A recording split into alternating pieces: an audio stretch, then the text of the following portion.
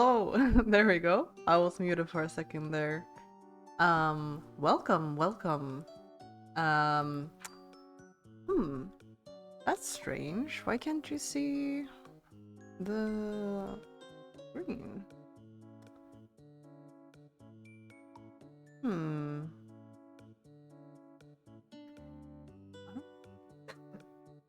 You should be able to. I've picked a window, so hold up. Let me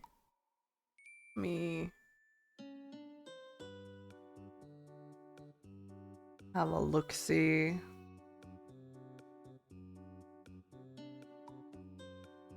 Why isn't it working?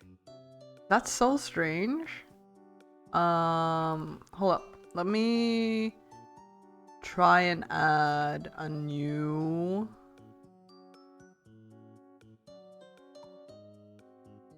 capture. I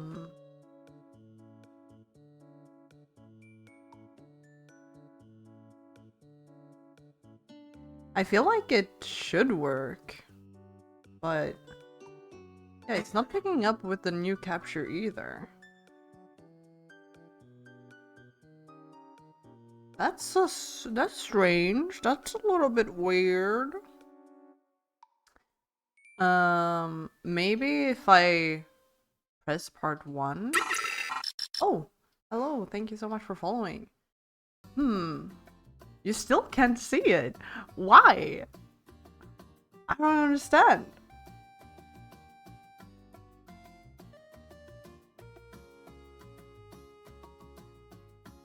It's still not showing up. Huh? Huh? Do I need to have it like in window mode or something? Let's see here.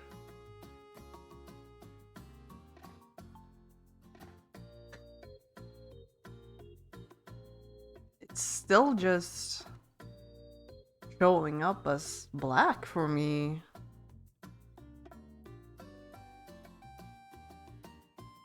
You can see my cursor in the window capture, but you can't see the screen.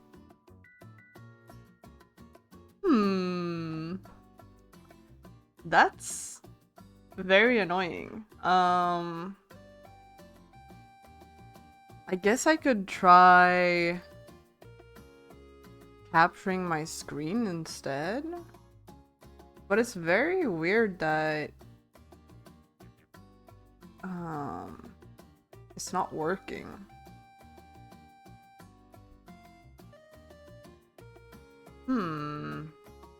Maybe I'll try restarting the game. Maybe that will help.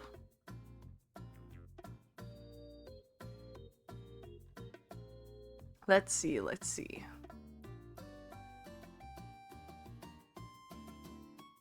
I mean, I've restarted it now. Whoop. But I still can't see it. Ah, that's so annoying. How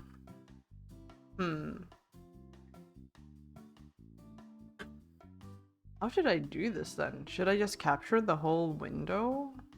I guess I could do that. Although it's not what I would prefer to do. It might be our best bet.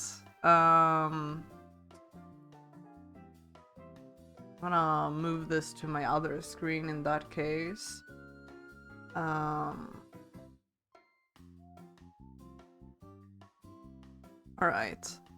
And then let me have a look.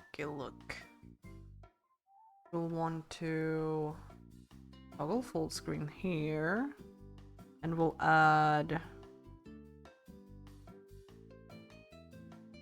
a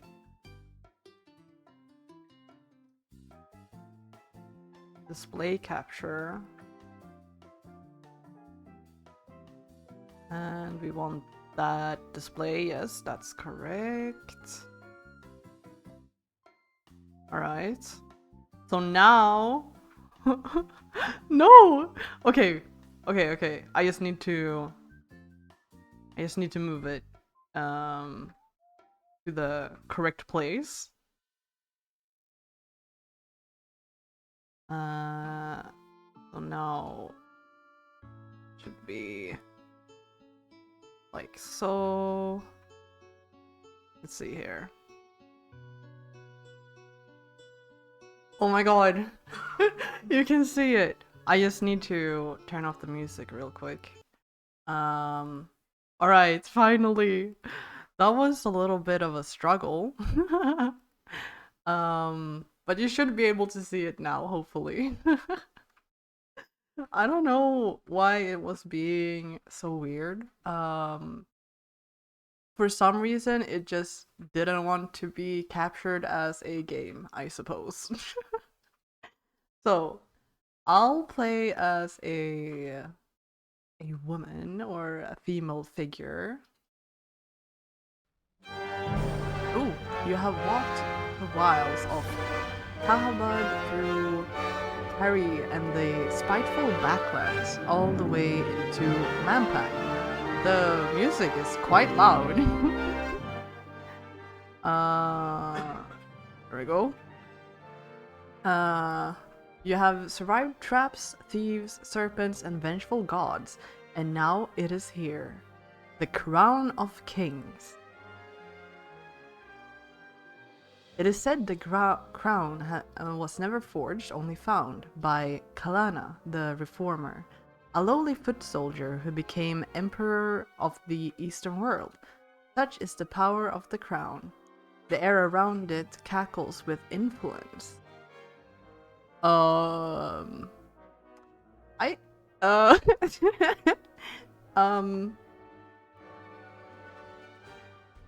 I don't feel like I should have this crown. I'll wait. The crown sits unguarded on a pedestal of light. After so many hardships, can it really be so simple? Or is this yet another deception? Sure enough, as soon as you think it, the image of the crown begins to flicker. You turn about to see something approaching. It's a trap!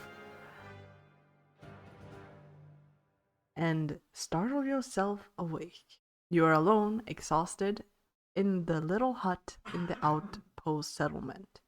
Your unimaginable journey is not even a single step begun.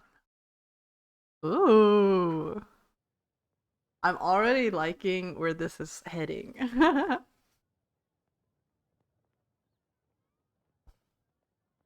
Feels weird playing on my other monitor, but sometimes we have to do what we gotta do. Alright, so I'll click on my character. It is sunrise. You dress, breakfast on bread and goat's milk, and collect the pack and sword from your from beside your bed. Take the blade, pray for luck, or leave the hut. Oh, test the blade. I don't know what this praying for luck means. I'll just test my blade, I think. You pause to test the blade against your thumb. The blacksmith has done well. The edge is keen and draws a narrow line of blood. Outside the hut, you hear the outpost settlement stirring into life. Oh, and now you guys can't hear the the ambience. Okay. Let me check the... Oh, I can only turn on or off the music. That's a little bit annoying. So there's no way to like turn down the volume of the music but not the ambience. Alright. I'll just settlement starting to life. Let's pray for luck. Taking a moment more, you close your eyes and raise a prayer to your spirit guide. This morning, it has the form of panther. But well, what will it become once you journey your journey truly begins. A great calm descends on you. Time to go. Time then to depart. You lift back the flap of the hut and step into the early morning sunshine. Alright, let's go to the outpost settlement. Oh, that's cool! Eyes follow you as you leave the hut and walk towards the great Shamutanti Wall. The frontier people of this tiny settlement are well aware of your mission. Greet them. You turn to them and bow. Some smile in reply but are too afraid to approach. Others make gestures of protection. You are going beyond the wall, so they believe you to be cursed. A man is waiting on the path to the Cantopani Gate, the final doorway between Analand and the wilds of Kakabad. You recognize the sergeant of the Sightmaster warriors. He holds out his hand. Oh. Damn, he got some intricate clothing. Greetings, Sergeant. He touches his forehead with 2 fingers. You are almost ready, my lady, he says. I have for you a gift from the king, 24 gold pieces. It is all we can spare this time. He holds out a pouch. Oh. Sure, I'll take it. Thank you. Accept the gift graciously. Thank you. You should buy some supplies before you pass the wall, the sergeant says. And if you must collect your spell book if you wish magic to aid you. Finally, should you wish to practice your swordplay, I will go one last round with you. And he points with his staff towards the training ground. Oh. I mean, we have to do magic, right? Let's get the spell book. One of the huts, set slightly back from the others, is decorated with glyphs and strange symbols. A terrible smell emanates from its doorway. This is the hut of the chief mage. He has been preparing your spellbook for days, reading star charts to work out which spells will be available to you in the different locations in the hills and beyond. Let's go inside. You lift the flap and go inside. The mage looks up at you with haggard, sleepless eyes and presses the book into your hands. Do you understand how to use this? He asks. No, please tell me. Tell me. Each spell is crafted through the alignment of 3 stars. He begins. The spell Sap, for example, is made by aligning Zarathustra, Aegis, and Penny. But that is not important. What matters is what the spell is called and what it does. Sap will give you control over lightning. Hot can create a fireball. Poof will create a force field around you. Shall I continue? I mean, it doesn't hurt to learn more. Tell me more. The mage nods. The law spell is formed from Lilith, Aegis, and Wix. It will allow you to control the will of unintelligent creatures. The wall spell is quite different and uses different stars. The order matters, you see. Wall creates an invincible barrier. You will find the rest in the book, he adds, tapping the leather-bound volume.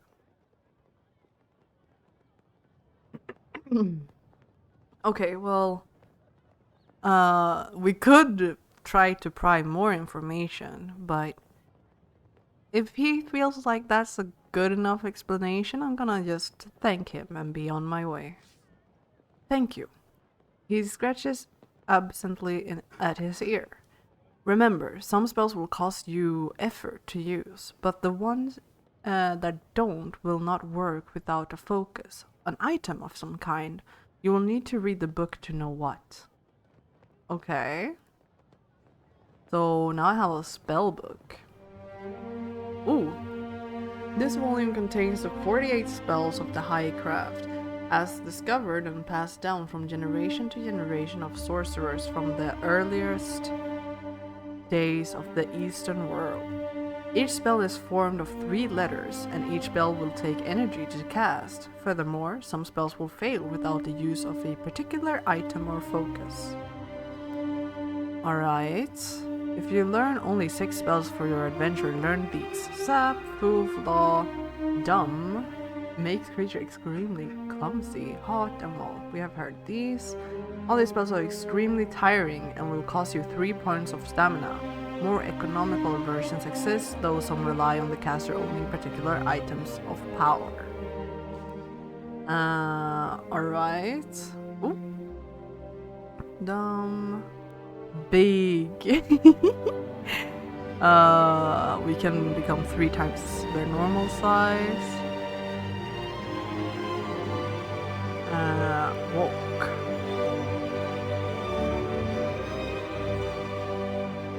Alright. Dop. Open any locked door. That sounds really good. Requires the beeswax. Grass. Alright. Sus. The music is so loud. I'm so sorry, but I don't think I can do anything about that. I guess I could turn it down a little bit for you guys. Alright. Thus, maybe Casman suspects a trap. Oh, okay. 6. Multiple images of the caster. Okay. Jig. Can't use, not gob.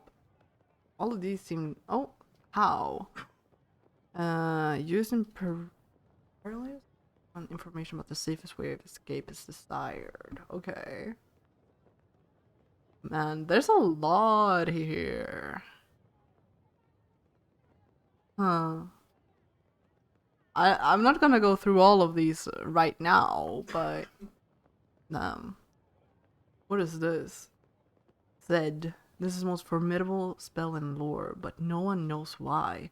In all recorded history, this spell has been cast only once by a powerful necromancer from Throben who was never seen again. Its effects are unknown. The necromancer's notes were found but were crazed and unclear. Treat with extreme caution. That's a little bit scary. I mean, we're gonna probably have to try it one day, but I wouldn't use that now. Alright. Let's go and buy some rations then. Small traders in the settlement supply the Sightmaster warriors with weapons, armor, food, and clothing. You go over with the surgeon to a stall selling flatbreads and cheese. 2 gold pieces per ration, the owner says. We could try haggling. Can't I get it for a little bit cheaper? Do you know who I am? I am Analan's great new hope, you tell him. The man looks uncomfortable. I know that, but I have to feed my family today, whatever happens to the crown. Alright. I guess I can buy more. Pick your pack, there is room for plenty inside. I don't know exactly how often I'm gonna be needing rations, but I guess 4 would be good. 4 rations is 8 gold pieces, the man says, holding out a hand. Alright, I'll buy them. You hand over your coins, and the man places 4 rations carefully into your pack. You must be sure you eat every day or you will suffer. Oh my god, that's one way to put it. The surgeon tells you, standing at your side. Eating more will give you extra strength, but it's not necessary. Alright. Let's go to the training ground. You walk with the surgeon to the training ground, and he wraps the base of his staff in leather. To begin, the surgeon says, we will practice the stances. First, defend yourself against me. Choose your attack power by dragging your character sideways to defend. Oh, okay. So we can do a bunch of different things. Okay, let's defend. Okay, we took 1 damage. The Site Master is a powerful enemy. By defending, you will receive the minimum damage from any attack he makes. The Site Master Sergeant makes a light attack, saving his energy against your defense. I will now defend myself, he says. Whatever attack you play will damage me, but a strong attack will use up more power. You should choose a weak attack. Alright. So, a jab, I guess.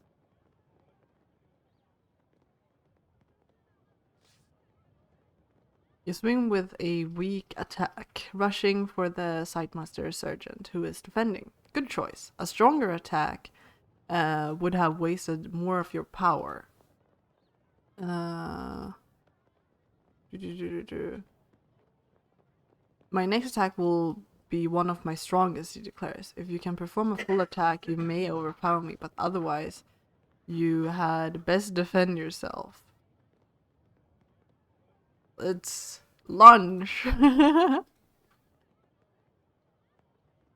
Ooh, it barely. You play a strong attack, overpowering the Sightmaster Sergeant again. He bows. You have finished me. Excellent. 1 stamina loss. Skilled swordplay. Alright, that's pretty cool. You seem to remember the basics, the sergeant says, breathlessly. Good. Another round? Sure, we can try again. You nod. Ready your guard. Okay, we both defended.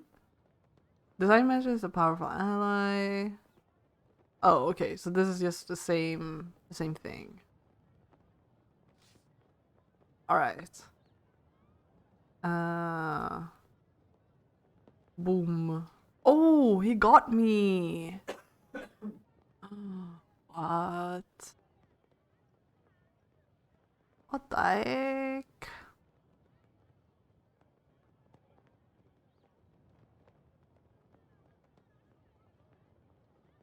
Alright.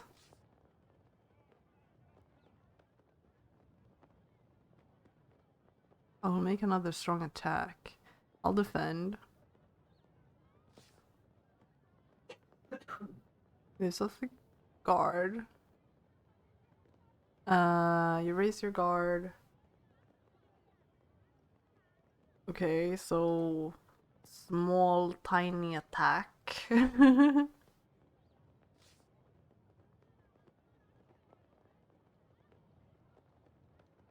I will charge. Boom. Let's try again. I shouldn't have done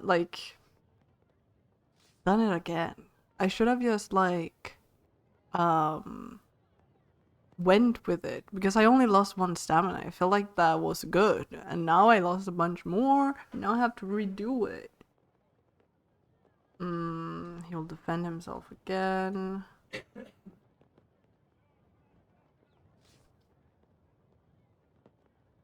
He'll do a strong attack. I will defend. Alright.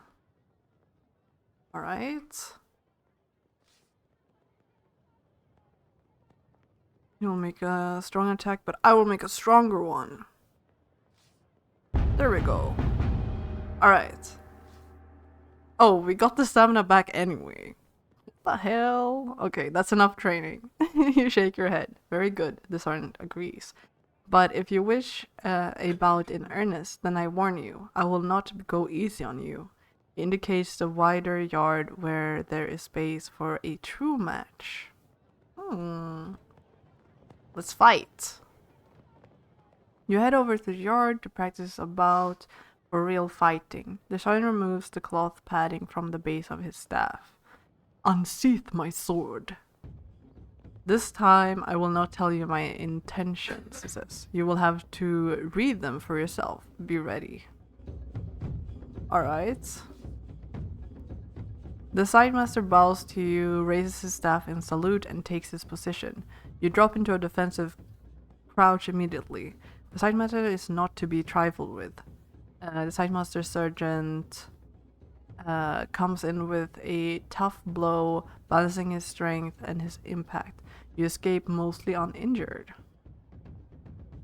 Let's try like 4.5. Yeah! Time to attack. You swing your sword fast in towards his chest, overwhelming his own staff swing. Let's go with a powerful attack. Oh. Relentlessly you cut and thrust, keeping him pinned. You rush forward with a deep, heavy slash, cutting through his own strong swing. His breath begins to heave. He is struggling to stay upright.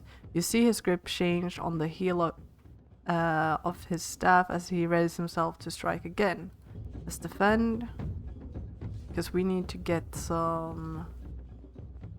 Oh, and this is probably... Oh, you can't see it, but behind me, I think we can see how much, like, power he has. And tries to deep bash, but you duck. Fast work, he grunts. You are largely unhurt. He turns his grip to hold his staff more loosely. He seems to be preparing a simple jab. A chance to overpower him, perhaps. Yeah, I can do a side swipe. Oh, I should have done more. I could have done more. The sight master sergeant laughs. With your blade close, you are ready to parry as he catches you with a passing slice across your cheek. The impact catches you in the side. A mutter goes through the crowd. The king is truly weak to send such a champion. It will spur you on to stand once more and narrow your eyes at the sight master. Let's just go in for the kill. There we go. Acting quickly, you sweep your sword across his body with powerful force. It is enough to finish him. The sightmaster throws down his staff. You have me, he declares with a grin. Or stamina lost. Competent combat. I feel like we could have done that better. So we'll do it again. Why not? I will defend myself to start. Oh, he made a big swing.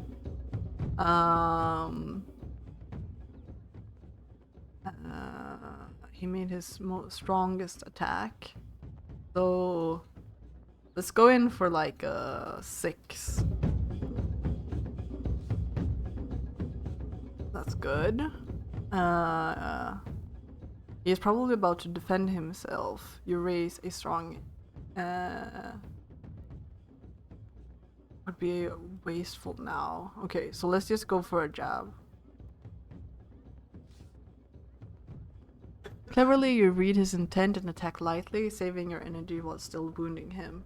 His own weapon is raised in defense. He grimaces with effort. The sidemaster shakes his head. Not bad, he grunts, clearly weakening. His guard is coming up, conserving his energy so that his next strike can be stronger.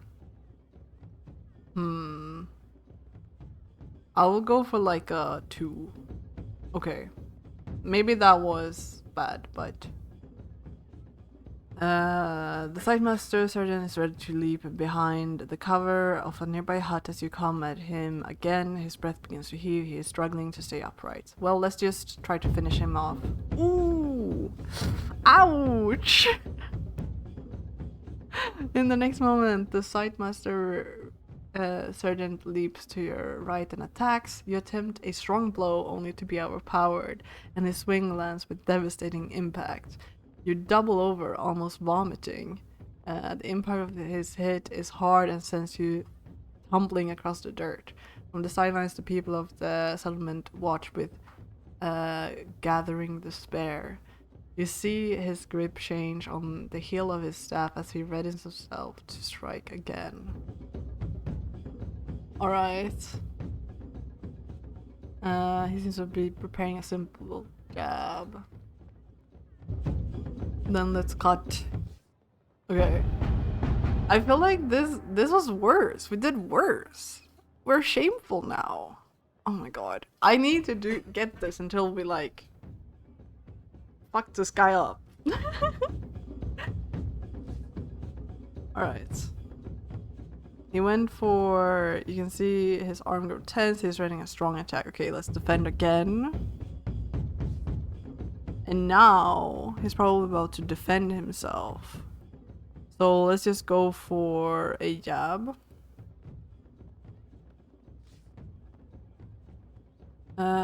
He's left breathless but not seriously hurt.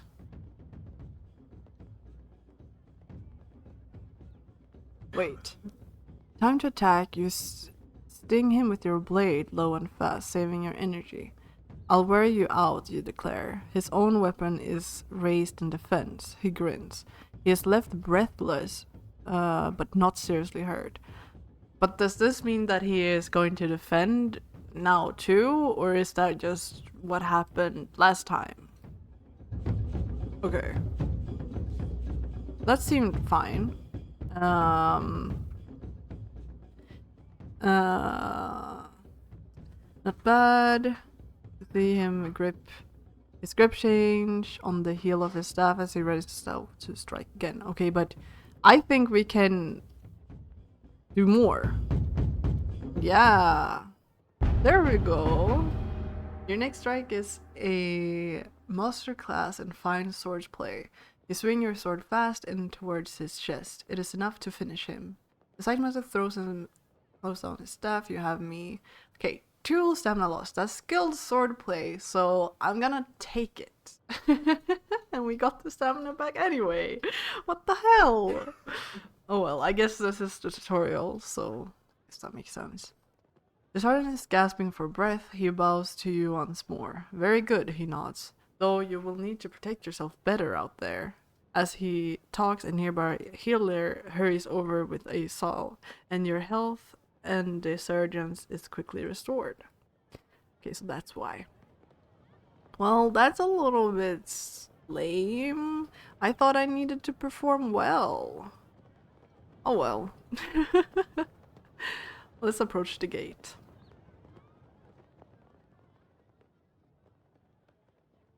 You reach the foot of the mighty gate. It is sealed. The sergeant places one hand on the wood. The gate has been locked for some time to deter raiders, he tells you. But you will have no difficulty. The stars in this place allows the Dop spell to be crafted. And he stands back. So let's cast the spell. Ooh. D-O-P. Open locks and doors. Requires 1 stamina. Let's go. You weave the spell. One by one, the great tumblers of the door begin to creak and grow. Then the hinges turn, with a noise like hail on a canvas roof. These gates have not opened since our last champion was lost, the regent says. I wish you more luck than he. Perhaps you will even meet him on your travels.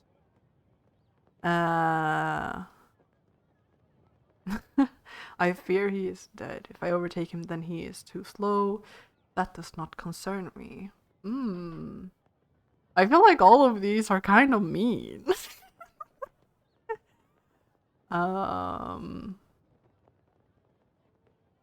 Well,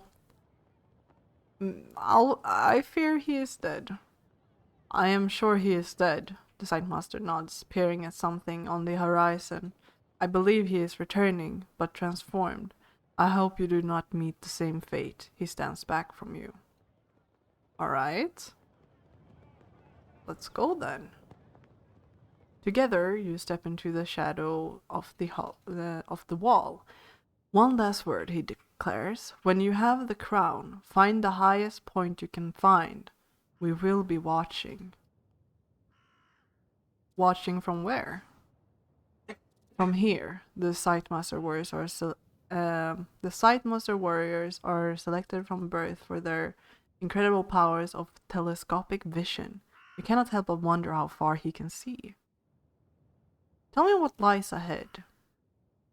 This path leads first to Kantupani, a settlement of traders, though most are rogues and thieves. You should be there before the sun has reached its peak. From there, 3 routes lead on to Kristatanti, but no single route is safe. Kakbad is a land of devil. And beyond, Carrie? I cannot see so far, he says, but once you have crossed the city port of Traps, you will enter the backlands. They say that day and night there are controlled by forces other than the sun. Interesting. And from Carrie too, your progress will be watched. It is time to go. Striding away, you pass through the gate. The faces of the folk watching your departure reveal the hopes that rest on you and your quest. The early morning air is crisp, and the rising sun paints the slopes in shades of peaceful beauty, concealing the evil that lies ahead. Alright. Into Kakabad. The path winds through slopes of wild scrubland. The countryside is deserted, and the eerie silence is broken only by the cawing of the occasional crow. There is a spell for hearing what they say, but you do not have the equipment it requires. The birds appear to pause in the air to examine you as they pass. They make you uneasy, as if you were an intruder in their presence. Alright. Barely an hour beyond the wall, and the air begins to grow foul. The Shamutanti hills are infested with the pestilence of the backlands. It saps the energy from your body, leaving you feeling nauseous and weak. Oh. I'll cover my mouth, but I don't think that's gonna help much. You cover your mouth with your neck scarf, but it does no good. They warned you of this. You will grow accustomed to it the longer you are out here, but for the moment you must be very careful. Your maximum stamina has decreased. You can see your stamina at the top of the screen. If this reaches 0, you will be too tired to carry on. Stamina can be regained up to the maximum by eating rations or resting. I guess this is a canon event that I cannot do anything about. Travel cross country or a low rise. Oh, where should we go first? What does this say? Does it say Dadule? We could go to the mine, or we could go towards the forest.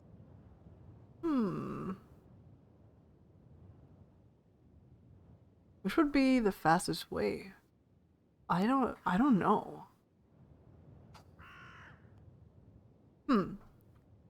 But maybe we could, although didn't they say there were mostly like thieves and stuff here? Maybe that's not good for us. Maybe we should go around it.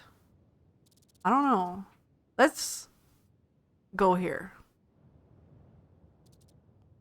The path through Kandopani is long and winding, and will lose you a day. Instead, you turn off the path and strike north through the knee-high grass. The journey starts with a stiff climb that takes several hours, but from the top you have a good view of a plain of yellow grass, and just to the north of that a little village of rude huts that do not look like human dwellings. To your left, a gigantic wall looms, towering, throwing shadows that lap at your feet. Okay, let's look at the wall. Casting a glance up at its height, you see a familiar figure with his arm raised. He can see you, of course, and he is standing on the battlement so he can watch your progress. Time to strike on, then. The wind whispers through the long grass, beckoning you onward. But there might be rats and worse in those fields, so you might be safer cutting across to the river and following the bank. Yeah, let's go to the river bank. You crest the rise, heading roughly north towards the river bank, where you should be able to pick up the path once more and make faster progress. As you head down the hillside toward the river bank, you spy movement in the distance. Something is happening at the water's edge. Let's wait and watch. You stop where you are and strain your eyes to look. Figures? Men? But they move too fast, flitting across the riverbank like sheets snapping in a breeze. Let's watch a little more. You wait a little longer until you are quite sure. The creatures are floating and moving through the air, but they seem harmless enough. Your guess is that they're fishing. Alright. Let's approach these creatures. You begin to make your way down the hillside. The grass gives out and turns into scree and gravel, with the occasional patch of sharp gorse and that tugs and snags at your tunic. There is barely earth, just sheer rock. This place is a thinly disguised wasteland. Then suddenly your foot slips, and you lose your balance. Beneath your feet, the slope has turned into a steep drop, and you are sliding down it. You have only seconds to decide what to do.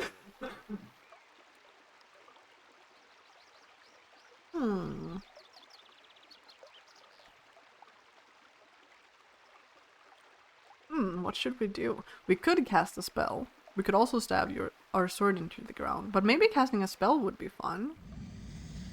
There was one, I think it was Fall or something? Fall. Float in air. Requires 1 stamina. Fall. You cast the enchantment quickly and feel it work as you rise an inch or so from the painful gravel below. You're still falling, but more much slowly. And indeed, when you land by the riverbank, it is with a gentle, cushioned thump. But the noise of your fall has attracted the attention of the creatures by the water. 2 of them are now either side of you, long, sting-like swords drawn. Their heads are cocked a little to one side. One of them steps forward and speaks in the common tongue. What are you, careless creature? I mean, I am a champion of Anafel, or Anna... the Annalance? I don't remember what it was called, but... I don't know if I'm actually a great warrior. I guess but let's try to be more honest. I'm a great warrior. The creature laughs. A great warrior. Doing battle with your own feet, were you? Let's laugh it off. You laugh as well, from the shame and from relief. I'm lucky I'm still alive, you agree. I've seen luckier, the creature replies, its voice still, waspish and cruel. Let's walk away. I don't think we need to fight these guys. You nod to the creatures. I need to be going, and make to step away, but they close up in front of you. Leader draws a second sword from his belt. This valley belongs to the Elven, he says. Fools and traveling players are not welcome by our river. You would put us in danger. I mean you no harm. Harm? What do you know of harm? The creature replies hotly. Have you lived to see your village overrun by goblins? Have you worked to turn your own homes into death traps to catch marauders? We Elven are creatures of the sunlight, moved into shade by the weakness of your king, Annalander. the king who lost the crown, and we will suffer for it. I go to recover that crown. The creature shakes his head. Then we are all doomed. A champion who cannot even climb down a hillside. We would do better to skewer you now while you still breathe. The creature flashes those thin twin blades. There is no time for magic. Very well then, you will face him in combat. Let's start by defending. Oh, we both defended. Now we'll teach you why the Elven have such a fearsome reputation, the creature declares. He drops back, using both his skewer-like swords to cover himself. You drop into a defensive crouch. The two of you watch each other patiently. The Elven shifts left. I guess that's a side swipe. So let's try going for a cut. Enough of this. You aim a cutting blow at his heart, but he has enough balance to turn and deflect most of the force of the blow. The Elven is badly bruised. I'm just gonna thrust. You show no mercy, splashing forward through the shallows. You ready a heavy swing. Good to cleave him in two, but he is cautious enough to catch and rebuff most of the impact. The Elven gasps, then giggles manically. You see blood trickling from under his mail shirt. I don't know if this is gonna be enough. I'm kind of wondering if I should defend. But I'm gonna try. Ooh, he got me. Then the Elven gets the upper hand, sweeping wide leaves you open, and he glides forward, one blade slashing through the air. Let's defend. You drop back to the rocks, raising your sword to protect your body, shimmering close for an instant. The Elven nicks you for a lightning fast blade. I can kill you by finger widths if you so choose, he taunts. You are safe. He dodges right. Let's just go for a light jab then, if he's going to dodge. Oh. What the hell? I thought he was dodging. Game, I don't appreciate that. A moment later, the Elven has you pinned. You lurch forward, but he is stronger. He darts through the air and lands a slight, stinging jab. Let's just thrust. That's shameful. Let's try that again. That was embarrassing. But also, like, the game lied to me. Let's go for a powerful swing. Like maybe a 4 point or 5. Yeah.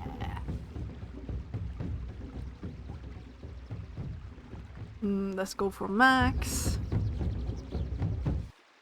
There we go, no stamina lost. That was a flawless fight. Oh my god. Why was it so easy the second time? Good to clear him too. The Elven gaps his last as you run him through. As you wipe your sword on the tunic of the dead creature, you see the second creature gesturing to something behind you. Wait, weren't there 3 creatures by the riverbank before? A moment later, something strikes you on the back of the head, then everything goes black. Oh. They're taking me to their camp. Still halfway between sleeping and waking, you feel the presence of your spirit, the baboon, close nearby. Its form has changed since you left Analand, just as you have changed, but it is still walking beside you. In the temple, they taught you that a prayer to your spirit could heal disease, lift curses, even save you from certain death. But the spirits are not generous. and decline to help often. You can ask for the spirit's aid using the pray button. Oh, I guess this is the pray button. Where am I? You are tied up on the floor of the hut, and you are not alone. Nearby you hear a scuffle of many feet. Let's look around. You flip open your eyes, taking care to lie still. You see your belongings lying a short distance away in the dirt. Around you patter tiny feet, and a few more feet hover a few inches in the air above the ground. Elephants, then. Let's wait.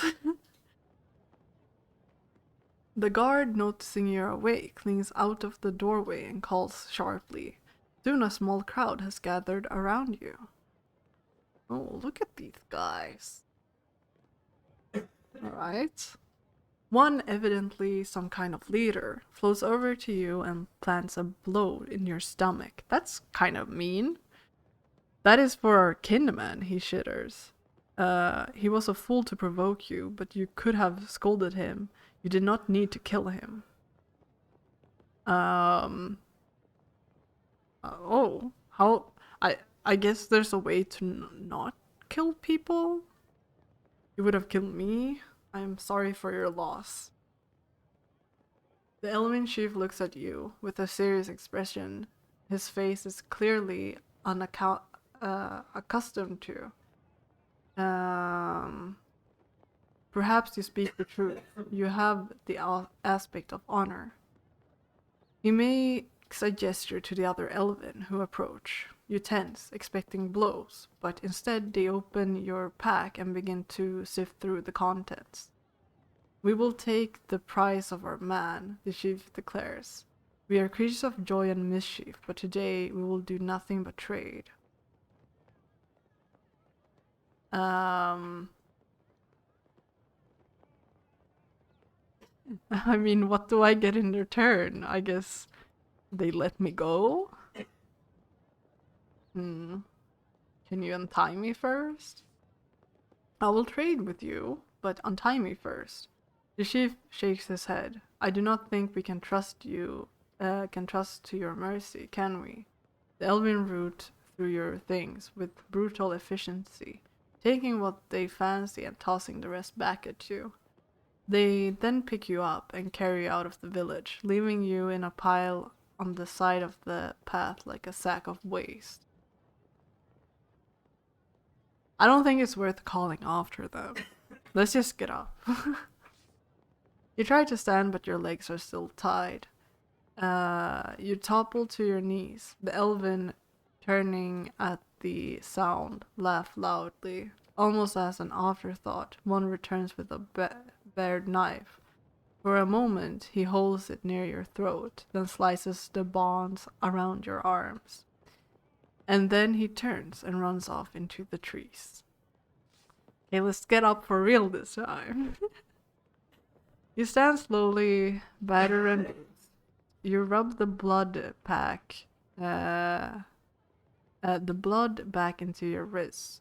Then finally, you look through your pack. Your provisions have been taken and all your gold has gone. Still, there are small mercies. You still have your neck. Shouldering your pack, you start to walk once more. Bro, they took all my shit. That's so mean. I was just trying to look around, bro. You hurry away from the scene of your humiliation. You reach the river once more, but now the path goes across it. Beyond you can see a long white track, the trees lining the left-hand edge and a wide field of long grass on the right. In the far distance, a curl of smoke indicates a village. The evening is beginning to draw in. It would be good to reach town before the light is gone. Let's test the bridge. Before crossing, you make sure to test the guy ropes of the bridge to ensure it is sound, but it seems safe enough. Satisfied, you make your way across the boards. In the middle of the bridge, a man stops you. Halt, he declares. This is my bridge, and to cross, you must pay the toll. For what? You look over at the aged guy ropes, the warped boards. What is there to pay for? Do you think these bridges build themselves? Do you think it's easy living out here, an outcast from Kristatanti, trying to feed my children, when barely anyone takes these paths anyway? Now that you look, the man looks quite unwell. The toll is just 1 gold piece, he says. It's very reasonable. Well, I have no gold because there were people who robbed me. I have no gold, you tell him. He pulls a face and stands up straight, suddenly. Oh, you don't? Oh well. Never mind then. Have a good day, stranger. And with that he strides away, whistling. You head off down the bridge and back onto the path, none the wiser. You have a long way still to travel today. We have to find some food or something, man.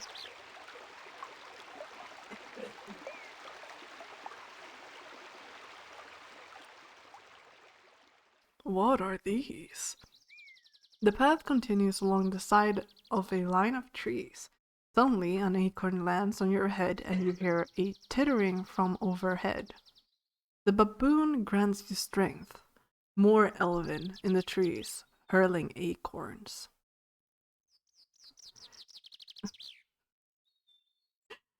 These elven creatures are so annoying. They're like little fairies that just cause mischief and mayhem. Let's just walk by. You're pelted by more and more acorns as well as some sticks and branches. You break into a run. Soon you are out of reach of the annoying creatures.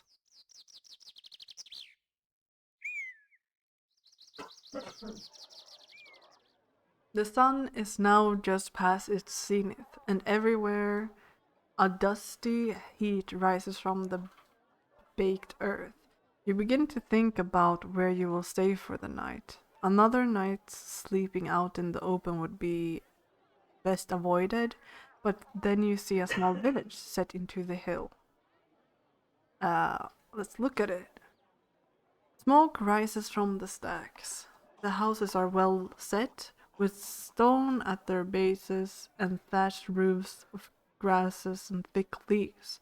There is unusually more than just the one street running through the center of town, but it is as though this place once rich had its heart scooped away. Litter surrounds the buildings, and on the edge of the village are rows and rows of empty abandoned houses. You continue your slow trudge along the path. Avoid the village? I mean, we could enter it, I think. We need to find gold. You walk into the village. Young hill dwellers pass you and stare at your strange clothes. You nod back respectfully. Look at the people. Their own attire is rough by comparison to your gear. They wear their hair long, but piled up on their heads. These people are ghastly poor. The village is like a ghost town, here on the knife edge of the backlands.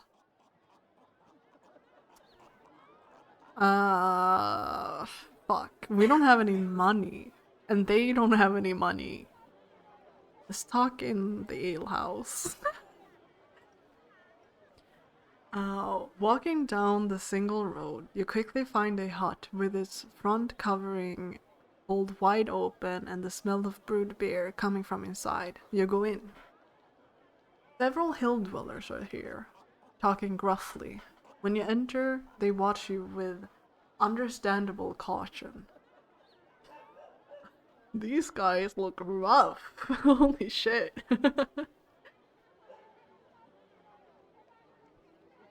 The owner of the hut comes over to you. Welcome to Krista Tanti, he declares. What do you want? Let's greet him. An evening's rest and drink to wet my throat, you reply. Ale is 1 gold piece, he answers. Please sit. You go over to the table where the hill dwellers are. Let's talk to the old man. You turn your attention to the oldest man at the table. Whatever face he once had is lost in a labyrinth of wrinkles, and his skin is the color of tanned hide from a lifetime in the beating sun. Greetings, old man. He raises his mug in salute. Ranger. His face is gravelly, like the dusty dirt that lines the streets of his town. Where are you from? I come from Analan. He nods. Not many as cross through the Cantopani gate in either direction, if you know what I'm saying. I understand you. He grins and picks his teeth with a fingernail. They say there is a war coming, something to do with a crown.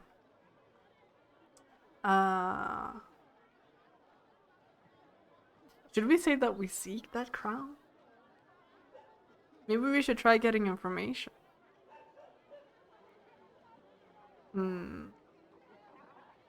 Let's say I seek that crown. Is that so? Replies the old man. Well, from what I hear, you've got a long journey to go find it.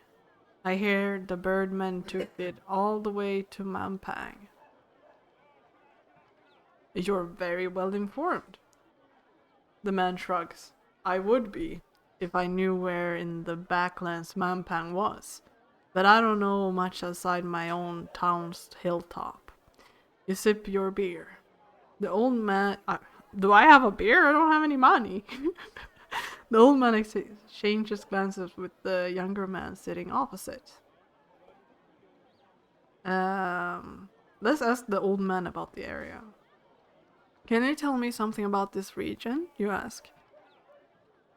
Kristatani, certainly. I'll tell you that around here, we're always glad to help out strangers. I think you're a crazy old man. That's so mean. Tell me what lies beyond this town. Beyond Kristanti, there are 2 paths, he says. One takes you past Aliana's home, and you will need your wits about you if she's there. The other leads you to the hills and Liaki, domain of the great ones. Either way you choose, I wish you the luck of Sindla on your journey. Who is Sindla? God of hopeless causes. The man replies and laughs. The crowd in the inn is starting to thin out. You finish your beer in a single draught and get to your feet. You make to leave the inn. The owner stops you, holding out his hand. Oops. Knock him aside. You knock him easily aside, and he staggers against the bar. You step out into the street, but the villager of Kristatanti are used to tyrants, and they do not stand for it. He strides right back out again and knocks you back yourself. Uh-oh, we have to fight! There's no time to draw your sword or launch a fireball. Your fist will have to do. Let's block. Time you learned use some manners, the innkeeper declares as he launches for you. You raise your fist to block. You'll have to do better, you growl. The innkeeper feigns left. Let's bash.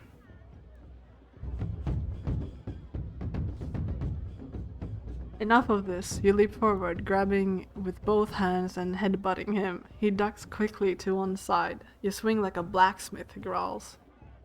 The innkeeper beckons to you.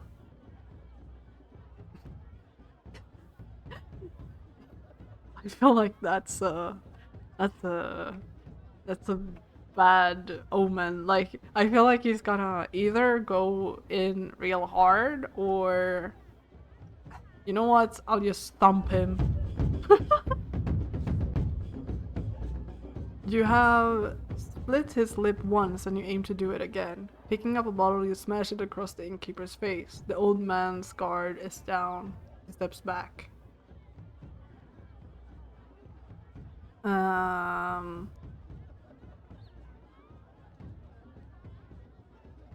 This clout.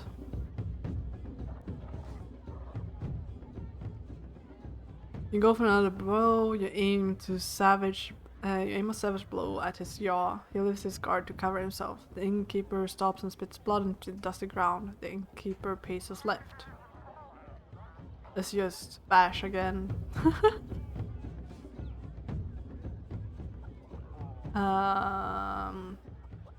You launch at him again. You grab him by the scruff of his neck, then knee him in the groin. Quickly he covers himself. The innkeeper is staggering, barely able to stand. The muscles in the innkeeper's arms tighten. I feel like he's gonna go for a big attack, but I think we can do more. You keep on swinging. You leap forward, grabbing with both hands and headbutting him. Then you land a hit on his shin. The innkeeper spins about once and falls down the ground, clean unconscious. Alright, let's continue.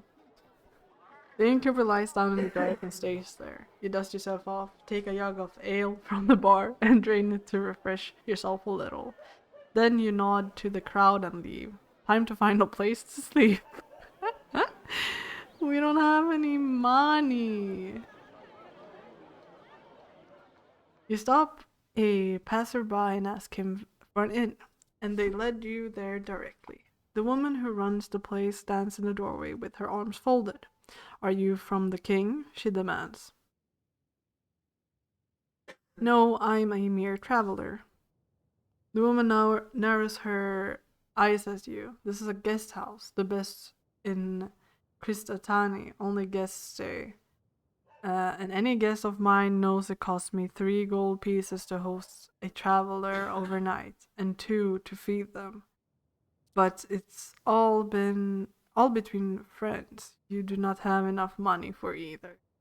I'll go somewhere else. She shrugs, not appearing too upset by your decision. You creep off to the edge of the village. Man, we have to sleep outside. You cover in the forest in the dark, and the ground is thick with fallen branches, mud, and briar. You walk for nearly an hour more, and then you pass a large tree atop a great vista of curling roots. It is a perfect spot to sleep. You have nothing left to eat. You settle down to sleep. It will not be an uninterrupted night out here under the stars, surrounded by beasts. But you will still feel a little better for it. Your last thoughts are of food. You have not eaten today, but you cannot march forever on an empty stomach. You will achieve nothing but feeding the wolves. Yeah, well, I don't have money and I don't have any rations. Your dreams are vivid. You feel yourself tied up, surrounded by snickering faces. Thin creatures with long fingers are picking at your pockets and the stitching of your clothing. You feel magic boiling inside you, but it cannot be released.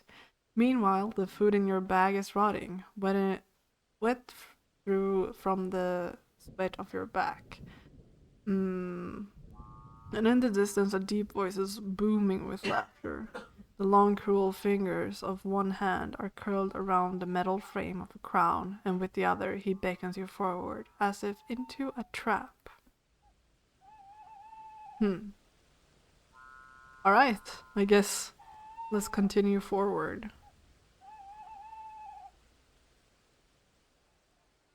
You wake early and sit for a moment, in no great hurry to leave this place where you have lingered so long. This is now the 3rd day of your journey. Is it? I thought this was the 2nd day. Oh well. Um, and the muscles in your legs are feeling lean and strong from so much walking. You spend a short while enjoying the peace, then unhurriedly collect your possessions and set off along the path. Kristatanti is surrounded by several miles of fields. It sits in a well-protected ring of hills and is close enough to the river to be reasonably prosperous. As you follow the path between lines of sun-baked crops, you come to a fork in the road. The right-hand way leads past a set of outbuildings, while the left leads directly off into deep woodland. Um, hmm. Dumpus? I like that. That's a fun name.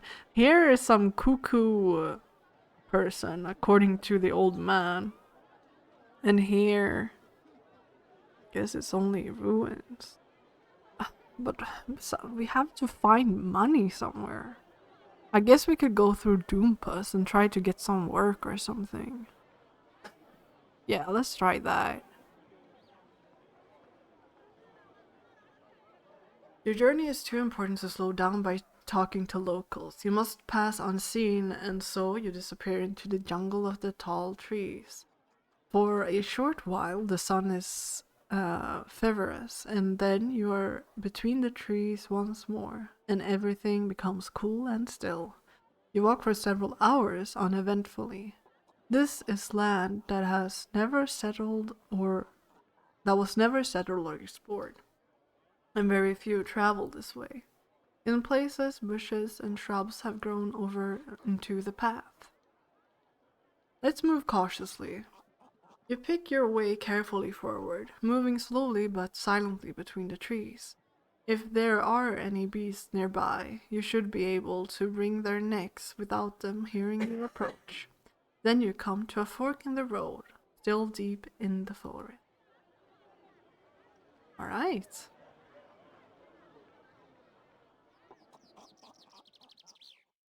Someone has taught was Someone has thought to make a sign, perhaps as a guide, or perhaps as a warning. The way to the right is marked for Tapas. A left turns and points to Aliana, a name you remember from from what the man in Christianity told you. Neither way seems the better trod. You will have to choose. He did allude to the fact that she is probably crazy, but maybe that's good for us. I don't know. Let's check on Eliana. What could go wrong? The path winds between trees that get greener and more lush. You must be closer to the river here, although you cannot hear the water. After about half an hour's walk through dappled shade, you come across a well-built hut. Flowers decorate its walls, and the door has been painted with ornate designs. The path ends here. Let's scout around. You perform a swift circuit around the hut, but find nothing unusual or concerning. It seems to be... what is it? What it is? A hut set by itself deep in the forest. But for someone to survive out here on their own, surrounded by the beasts of the jungle, they must be someone quite powerful. Let's knock. You approach the door and knock. There's no reply. Let's turn back then. This is a diversion from your journey, and possibly a dangerous one. You retrace your steps to the last junction, where you turn to take the path to Dumpus. Yeah, I feel like she would be unhappy if I went in there. Probably. You walk for several hours, following the twisting and turns of the path through the trees. Then suddenly you stop. You have heard a noise up ahead. Something is moving around between the rocks at the edge of the path. Hmm. Let's draw or wait and look. You hang back, watching the trees. There is definitely something moving around, something large and long, with a tail that whips between the trees. But now that you've seen it, you're at a definite advantage. Hmm.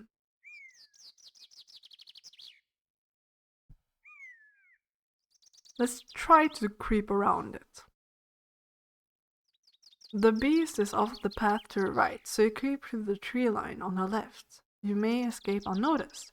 You try this tactic, moving slowly and carefully, making as little noise as possible, placing your feet with delicate care. After a few more yards, you are about to rejoin the path when the movement of an animal stops. It must have heard you or caught your scent, and sure enough, a moment later it is upon you, in a flurry of foliage and dirt. A rat bear leaps from the undergrowth. It is much closer than you thought. Its sleek black fur allows it to hide in the shadows until it's almost upon you. Um, Maybe we could cast Dumb? the. Do, do, no. No? Dope? No. Dose? Hmm. Um. Hmm. No M. So no dumb. How about law? Control non-intelligent creatures. That requires 3 stamina.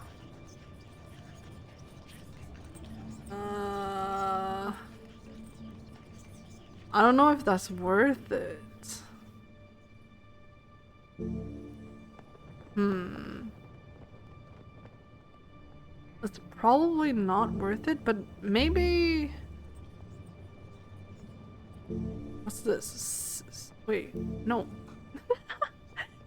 Said I sip? Unknown. I don't know if I should cast an unknown spell.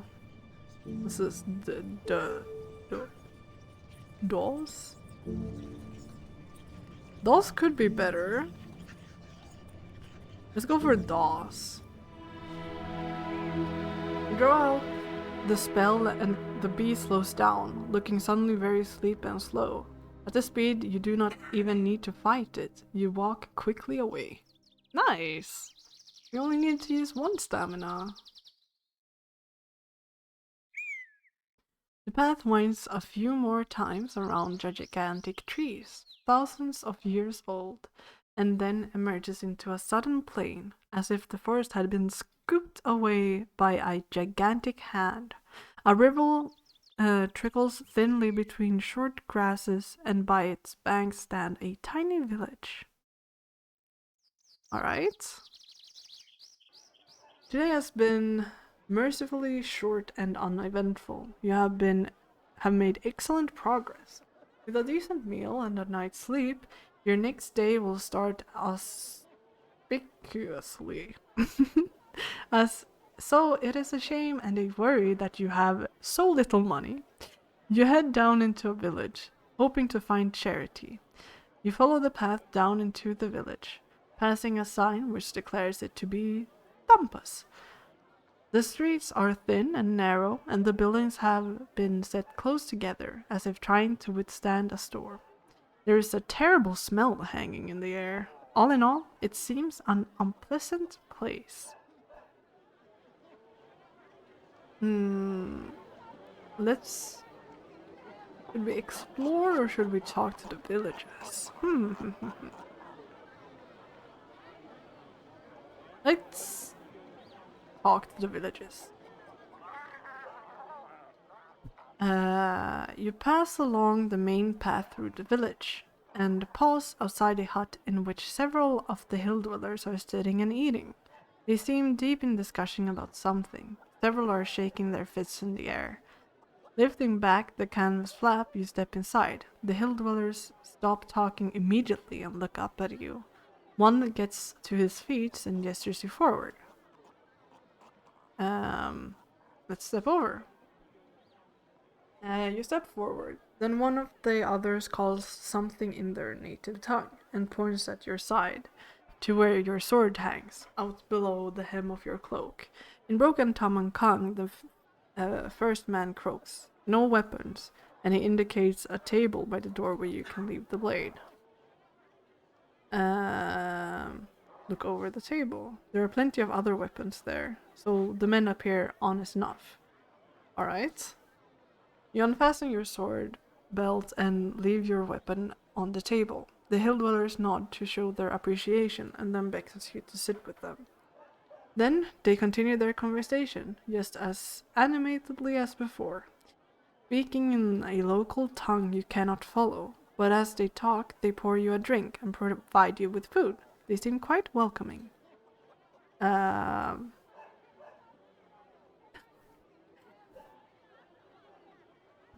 Should we, let's ask what they are discussing. After you finish eating, you catch the eye of one of the older men and ask slowly in the common tongue, "What is it you men are discussing so heatedly?" The man nods back at you. "Kristatanti," he says, "arming the goblins." Ask about the goblins. What are the goblins doing? Are they being armed by villagers? The men shake their head. Slowly, you piece together the story. The group seems quite sure that a horde of goblins are planning an attack on Kristatanti, which is apparently one of the wealthier spots in the hills. They're discussing whether or not it would be worth helping the village to defend itself, which might mean they are offered some kind of reward.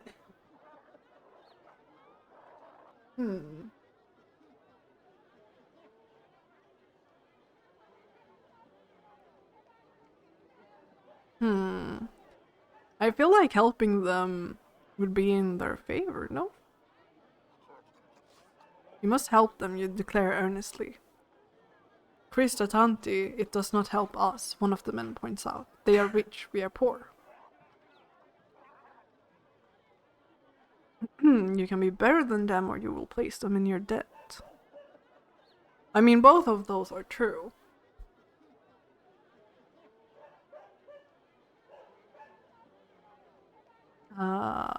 But maybe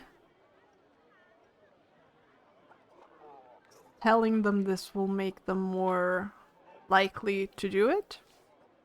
You'll place them in your debt. The men nod, swayed by your ruthless logic. And you? How do you fight? One man asks you.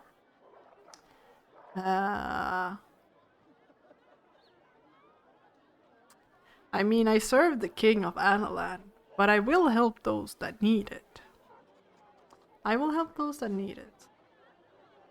The men nod. Let the goblins attack tonight, they cheer. We will use your strength. The evening draws to a close. The men thank you for your counsel and leave one by one. Alright. Let's explore the town then. While going along the track, you come across a couple of merchant huts. You have no money, so you browse briefly. One of the merchants catches your eye and smiles. "Well, traveler, what is it you need? Is there any work to be had here?" I need to earn some money. The merchant sizes you up. "You look like a good worker to me. One of my friends needs some digging or doing. I'm sure he would pay you and feed you for it." Digging what?" you ask. The merchant shifts uncomfortably. "Does it matter? You'll find out." He stares at you. "So?" "Yes." He looks over his shoulder at the path. "I'm going that way now myself. You coming?" Oh, that sounds a little bit shady, but I mean, we have no money, so sure. He leads you to a house on the edge of the village and introduces you to the householder, a stout man who is probably incapable of lifting a spade, let alone digging with it. What is it you need doing? Cesspit, the man replies. Outbag, needs digging. How much? Well, the man replies, it's pretty urgent. The old one's overflowing. How much money? You demand. 3 gold pieces, he replies. I'll get started. Spades out back, he replies, with a jerk of his thumb. You walk through the man's house into the back garden. The smell is terrible. The job is not just to dig a new cesspit, but to dig over the old one, and it's going to be several hours' work that'll probably take the whole night. You collect the spade stuck in the ground by the hole. Ooh. Do we have any spells that could work here?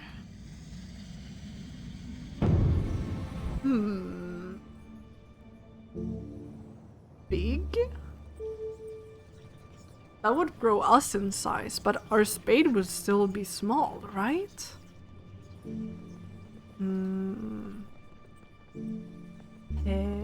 Hip? Oh, we need firework. Oh, We don't have that. Oh, there was nothing for D. Zap? I don't think that's gonna help. I mean, we could try big. I suppose. Or there's some... No, that's a Z. I thought it was an L for some reason. Alright, let's try big. Whoops.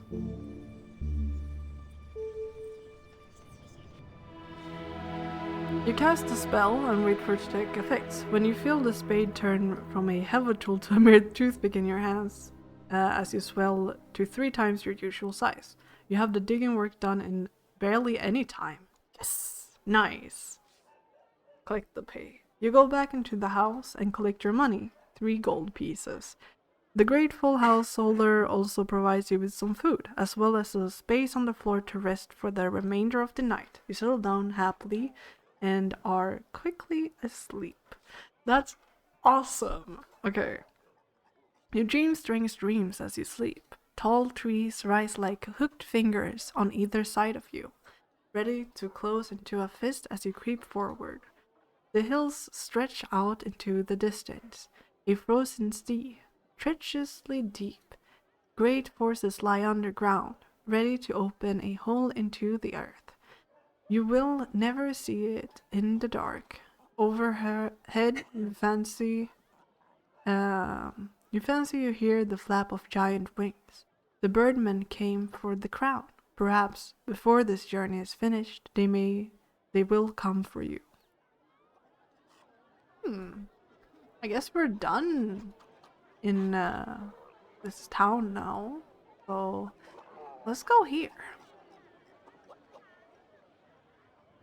You rise early, thank the householder, and head out into the street. Within a few minutes of walking, you are out of Thumpus and back on the road. After another hour or so, the way branches, with one path heading up into the hills, and the other turning downhill and along one side of a barren stony ridge. Is that a village you can make up on top of the hill? It seems a lonely place. Well, it seems to be one. The question is if they're friendly. But let's have a look. The gentle upward slope becomes a steep climb as you are forced to rest several times. So far, you have been walking through the foothold hills. Now the journey will become more serious. When finally you reach the summit and can look out over the low plateau you have crested, you see the path runs through a small settlement of crudely fashioned huts. Oh, these people look sick. There are villagers out in the street, talking and working. It seems a happy, bustling place. Are you sure about that? This looks weird to me. Watch for a while longer.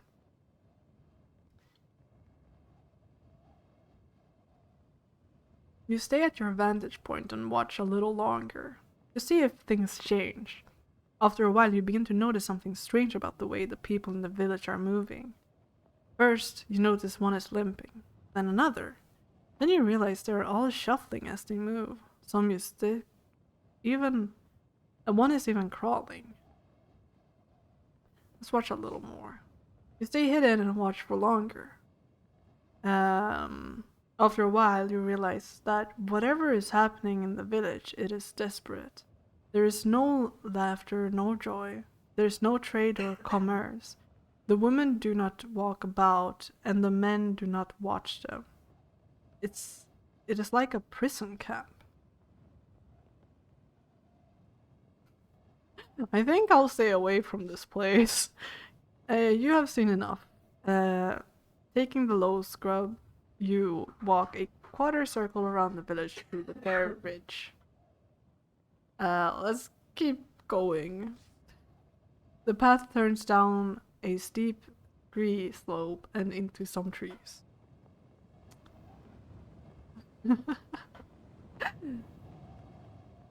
It's difficult to see the way ahead through the tree line, but you trust to the course, and eventually the path bursts out into a narrow stone ledge, high above the valley floor.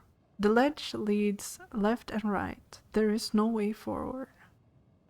Let's go right.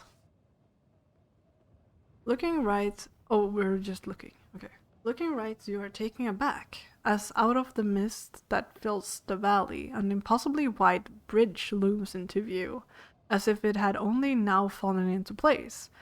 It is made of planks and thick ropes, and it's suspended from this peak to the peak on the other side. Who could have built such a marvel, and how long ago? Let's look left. Looking left, you can see that the narrow ledge is formed by a splitting of the rock that leads all the way down to the misty valley floor. If there is a path up the other side, it is not clear from here. Let's look at the bridge. You take a moment more, staring at the bridge. It forms a delicate curve across the valley, swaying very slightly in the wandering wind. But the more you look, the more it seems too perfect. Could such a bridge possibly exist? Or is it a mere illusion to trick the incautious traveler? Then it is time to move on. Getting to your feet once more, you take a moment to find your balance before moving on. One slip here and you will fall a long way down. Let's, I think there was the sus spell for this, right? Or...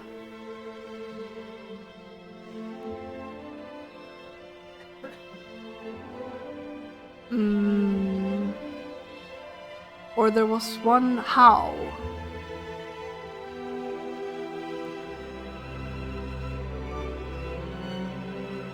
Let's try how? If I can. Can I even cast a spell here? I don't know if I can. Oh. No.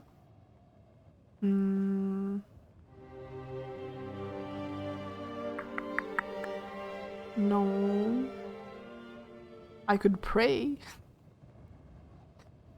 Your spirit is the gorilla, the king of the great apes, a creature of honor and good faith who accepts both danger and misfortune as traveling companions without hesitation. A prayer to your spirit will heal you, but after a prayer your spirit will not hear you again for some time. We don't need healing right now. I don't trust this bridge, man. But like, where would this lead us? I don't know. Oh well, let's go into the alley. The bridge seems untrustworthy. Should anything happen while you are halfway across it, there would be no escape but the last, most final kind.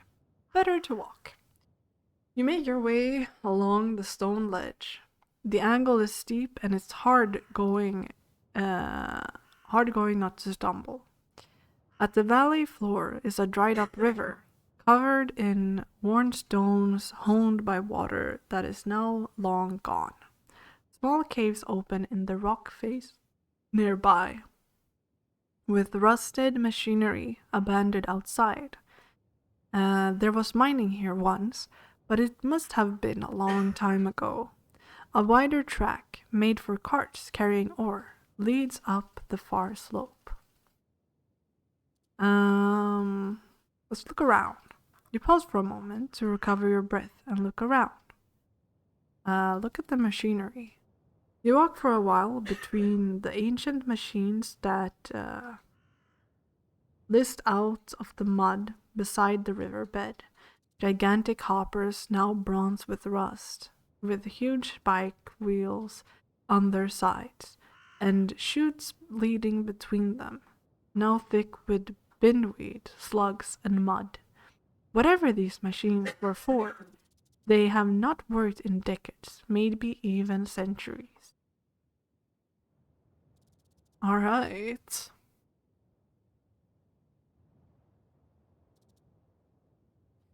Let's look at the riverbed. Oh, whoops.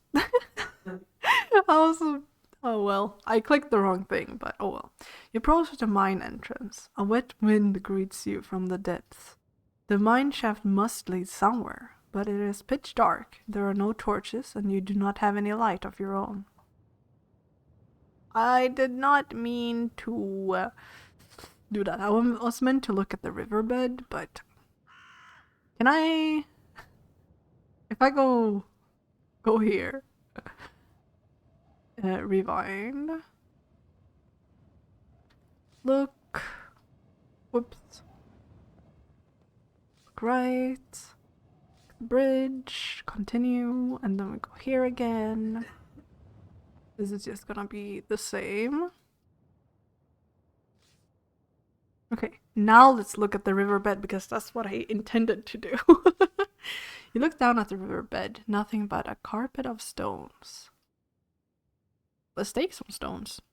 You choose 3 nice round pebbles and stash them into your backpack. Heavy to carry, but useful. Let's investigate the mines. Yeah, I don't have any torches. And I don't think I have a spell for light.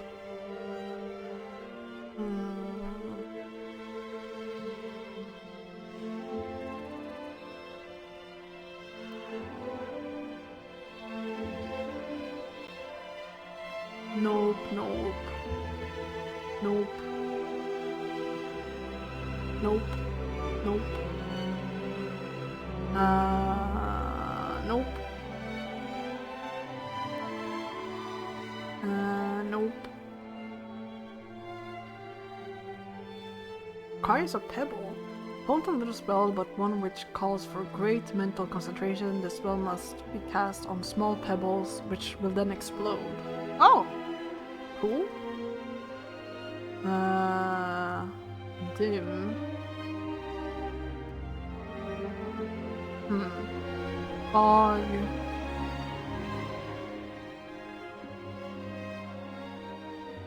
Nope. Nope. Nope. Nope. Nope.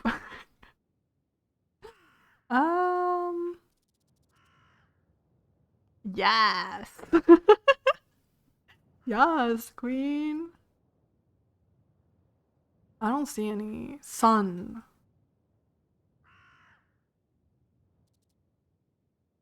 Oh.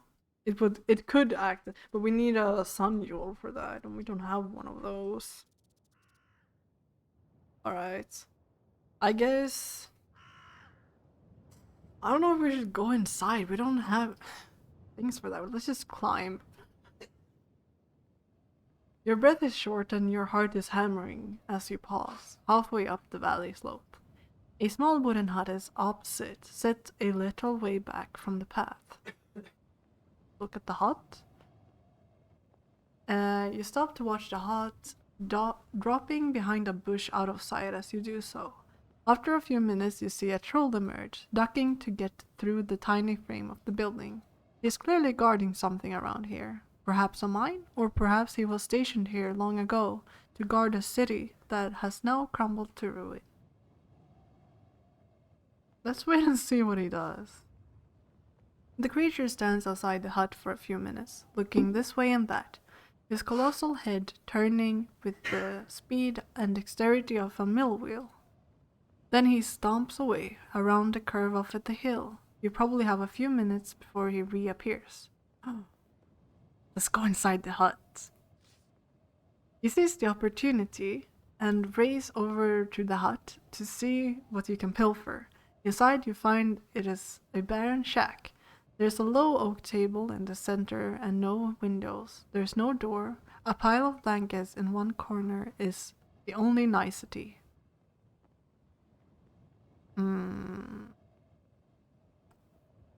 Let's search the blankets. You lift the corner of the blanket with the tip of your sword, and hidden away you find 3 gold pieces. Most likely the troll's pay for the entire year. Ooh. Ooh. I feel bad stealing. I'm gonna leave it. You leave the money. The creature is only trying to survive in the world after all. The creature will be back any moment. You should go. Yeah, let's leave. You've been here long enough. Quickly, you turn and hurry away, just in time to see the troll returning from its patrol around the edge of the hill. It hasn't seen you, and it's too stupid to notice anything you might have moved or left out of place. It moves to enter its hut. Let's slip away. With the troll out of sight, you hurry away along the path, not pausing again until the hut is far out of sight. Alright, let's keep walking.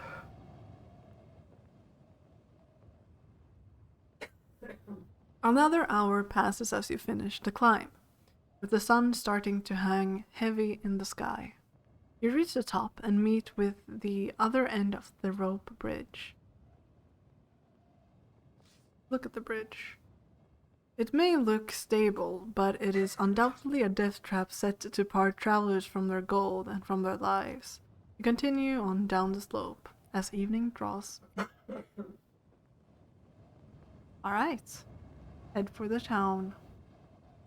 Some way down the hill, you stop for a rest and sit on a boulder to survey what lies ahead. The path leads downwards, and at its foot, cradled between 3 peaks, is a village, and quite a large one at that. Behind you, the sun is falling rapidly into the hills. It will be night. Let's approach the village. Your heart swells. A village might mean a chance to restock on provisions. You hop down from the boulder and make your way forward, when an overhanging branch touches your face and you hear a lively chirping.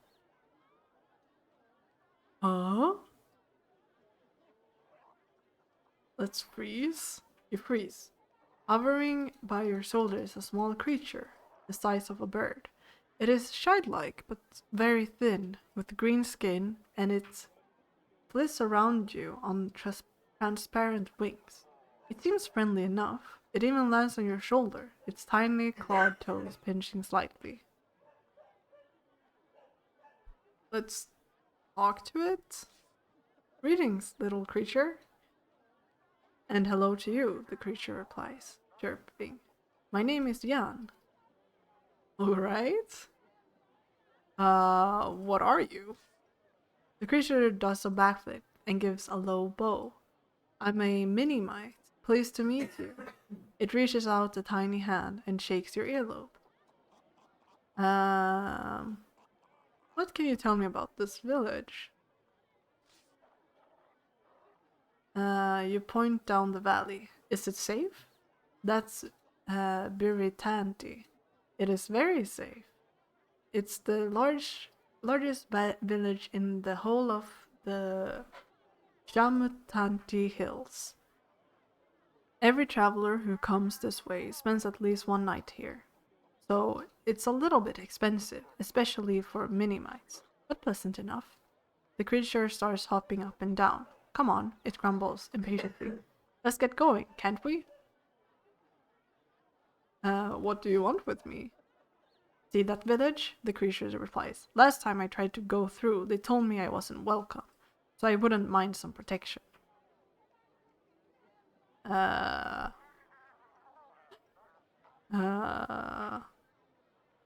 Where I'm going is dangerous, you warn the creature. You might be killed. Traveling with me? The creature shrugs. I've got small wings, can't get far on my own. The creature flits to your other shoulder once more. You're not in any hurry, are you? It observes. Do you want to sleep out in the rough? Well, let's get going then. The creature shakes you by the ear in excitement, and you set off along the path once more. You descend into the bow of the valley. The hills on either side are towering tall and throw the village into deep shadows. It would seem a very gloomy, threatening place, but from the streets come the distant sound of laughter and merriment.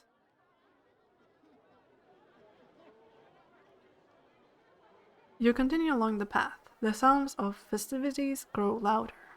It's almost spooky here in the shade of the valley, and after so long on the dire road. The people in this village seem to be enjoying themselves. See, the mini-mite on your shoulder remarks. I told you it was a happy place. Jan, what's going on? Are they bewitched? Jan shakes his head. No, if there was magic, believe me, I'd know. This is the festival of the young. What's that? Well, take a look. Jan waves a little hand around the village. The idea is that once a year, the children are allowed the freedom of the village. It is the time of great fun and lots of pranks. It becomes quickly obvious what he means. You pass the first few buildings, where you find a number of children sitting in the street and drinking ale from deep mugs. Further on, a young boy is holding an old woman over his knee and is spanking her. On the other side of the street, a group of boys is fighting outside a hut with a sign that reads, Glandragor's Tavern. It is all complete mayhem. That's crazy. Let's rescue the old woman. You stride over to the boy, intending to rescue the woman, but at the sight of your manner and sword, the boy puts her down and gets to his feet. What are you about? He demands. I am the leader of this village for today, and I say, get to bed. I don't want to hit the child? What the hell? I can't speak anything else? That's... I don't like that. I don't want to hit children. You reach out and smack the impertinent boy across the cheek with the back of your hand. The blow is not hard, but he still falls backward into the mud. He is quite clearly enraged and lets out a hollering cry. Suddenly there are 100 children around you, and not all beggars, but well-fed, and armed with sticks and pitchforks. Jan is making a hissing noise in your ear. Better run for it. Alright, let's run. Swallowing your pride, you turn to race out of the village. The children follow, standing by the gates and waving their impromptu weapons. Well, Jan sniffs, you're quite the warrior, aren't you? I didn't want to hit the child. I mean... I'm going back. I'm rewinding. I don't want to hit the child. That's kind of weird. Let's talk. What are you? What can you tell me about the village? Do you want with me? Where I'm going is dangerous. Well, let's get going then. I feel bad for that old woman, but like, I don't want to hit a child.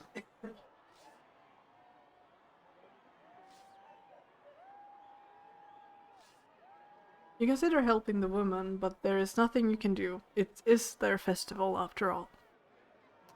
Alright, let's enter the tavern.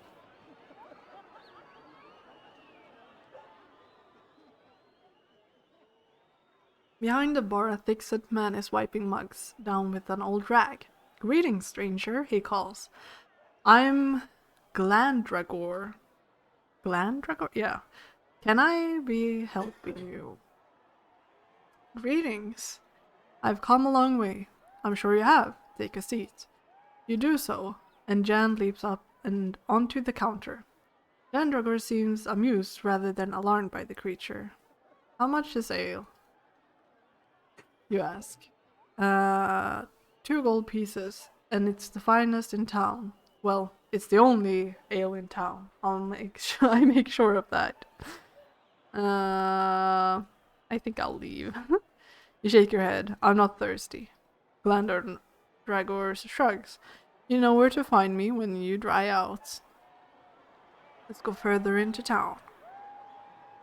You head out of the tavern and turn corner and find a group of girls standing by a signpost pointing to the crystal waterfall. They are tripping up their elders as they pass and giggling. Let's ask about the waterfall.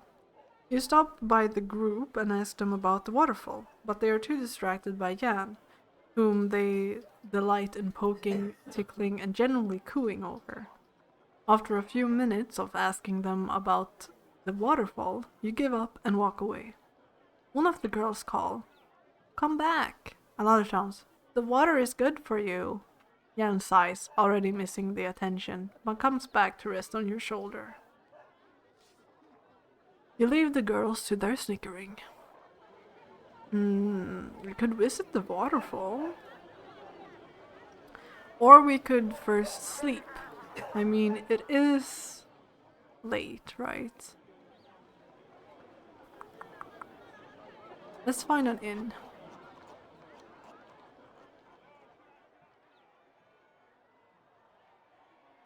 You find the village inn buried under a rocky overhang. The oh my god, what is this word? The proprietor? I don't know. English is not my first language. It stands in the doorway, a formidable young woman armed with a baker's paddle. "What do you want?" she squeaks at you. A bed? 5 gold pieces, she says. Plenty of travelers and Veritanti. We only want the best. Oh, I can't afford that. I'm gonna leave. You shake your head. That's too much. You run a lowly inn and not a palace. The girl scoffs back at you, and you turn and walk out of town. Yen hops up and down. "Just you and me then." "Be quiet," you grumble.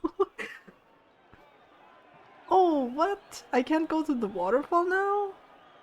Nah, man. That's messed up. We're going to the waterfall. Oops. Let's go to the waterfall.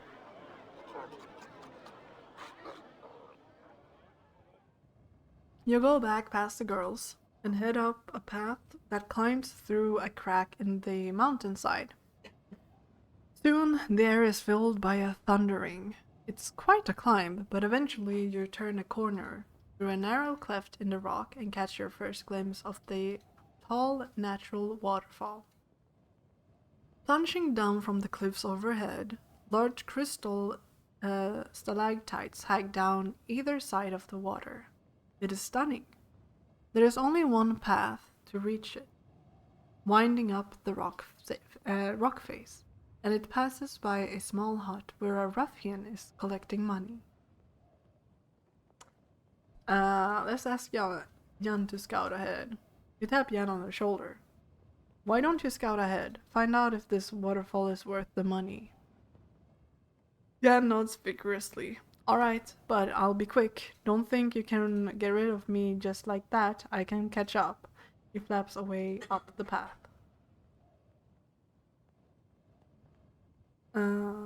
Let's greet the ruffian. You make your way over to the hut. Greetings, you begin. You collect a fee for the waters?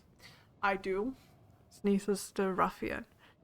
These waters cannot be so healing that he has not caught an awful flu from them.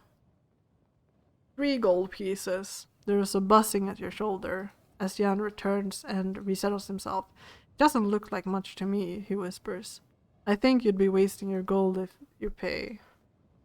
Well, not worth it then. You shake your head. For a bath, that is too much. The waters are healing, the ruffian explains quickly.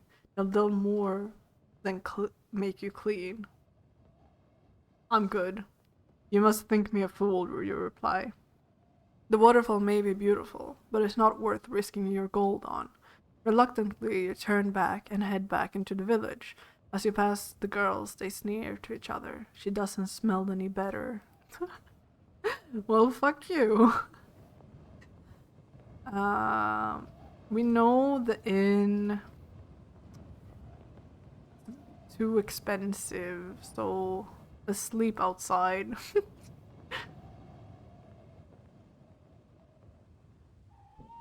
You make your way out of the village and into a stand of tall dry trees under the overhang of one of the cruel mountainsides. Between curling roots, you find a small place to settle down to rest. Jan perches a little way above on a knot and is quickly asleep. You are tired enough to follow suit, but you are hungry from not having eaten. Right. You rest your head onto your backpack and close your eyes. Perhaps a few hours pass when you wake suddenly, aware of a shadow moving between the tree trunks. It turns as it sniffs the air. A wolfhound. Oh man. I think hiding is not gonna work here. They can probably smell me. Let's fight. You draw your sword, the long metal flashing in the moonlight. The beast roars and howls. Let's start by charging. The wolfhound creeps towards you, jaws dripping and fur shining wet. It will not listen to reason. You charge headlong. It bounces forward only to run itself into your blade. It writhes and howls. As the wolfhound grows weaker, its snarl gets madder.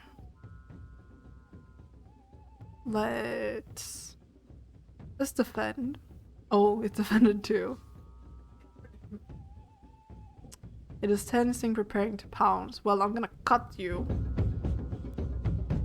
There we go. The wolfhound crouches low, then springs for your throat. You hurry backwards, stumble, then roll away as the creature lands, deep into the blade of your sword. The wolf howls with rage and fury as the wolfhound weakly opens its jaws to bite.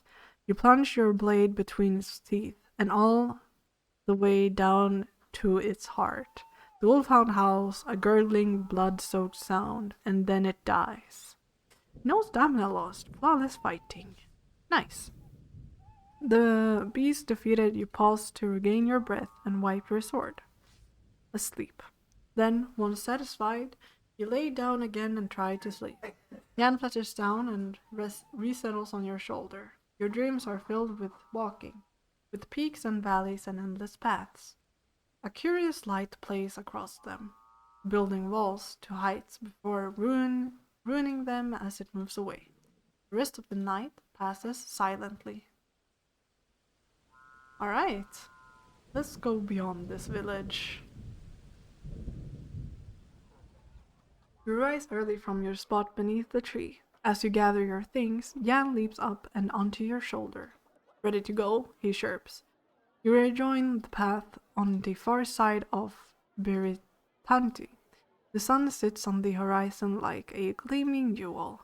If all goes well, you will reach Torrepani today, the last village in the Jamutantu hills. After a short climb, the path breaks, heading uphill to the left and downhill to the right. Let's ask Jan for advice. Which way, Jan? To the right is a forest. To the left is going. To the left is going. Wait. To the left, the going is easier. The path leads through a field of black flowers to Torrepani. What else do you know? You demand suspiciously. Nothing, protested the creature, and that's a fine way to talk to your guide. I'm not charging you for my advice, you know? You'll get no more from the creature. The Torrepani is close. It hardly matters which way you go, shortly.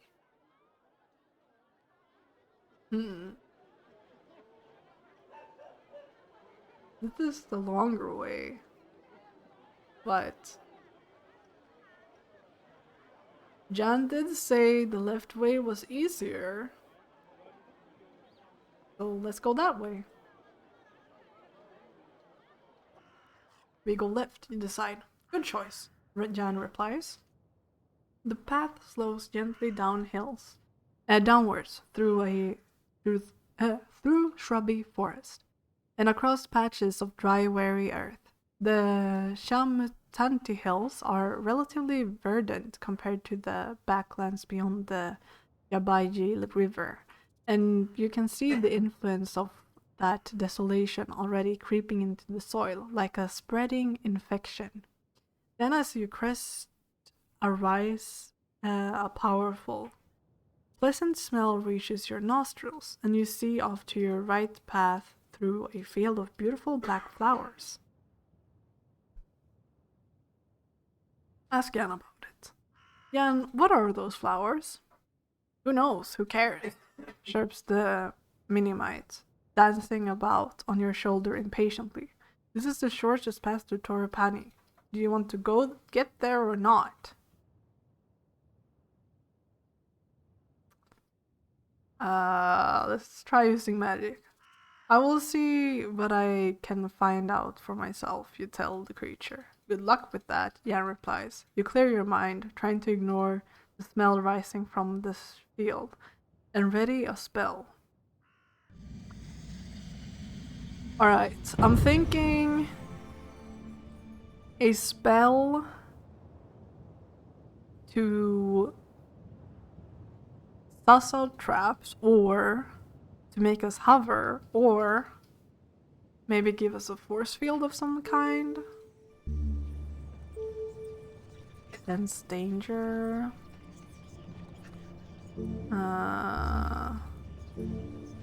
Create stench.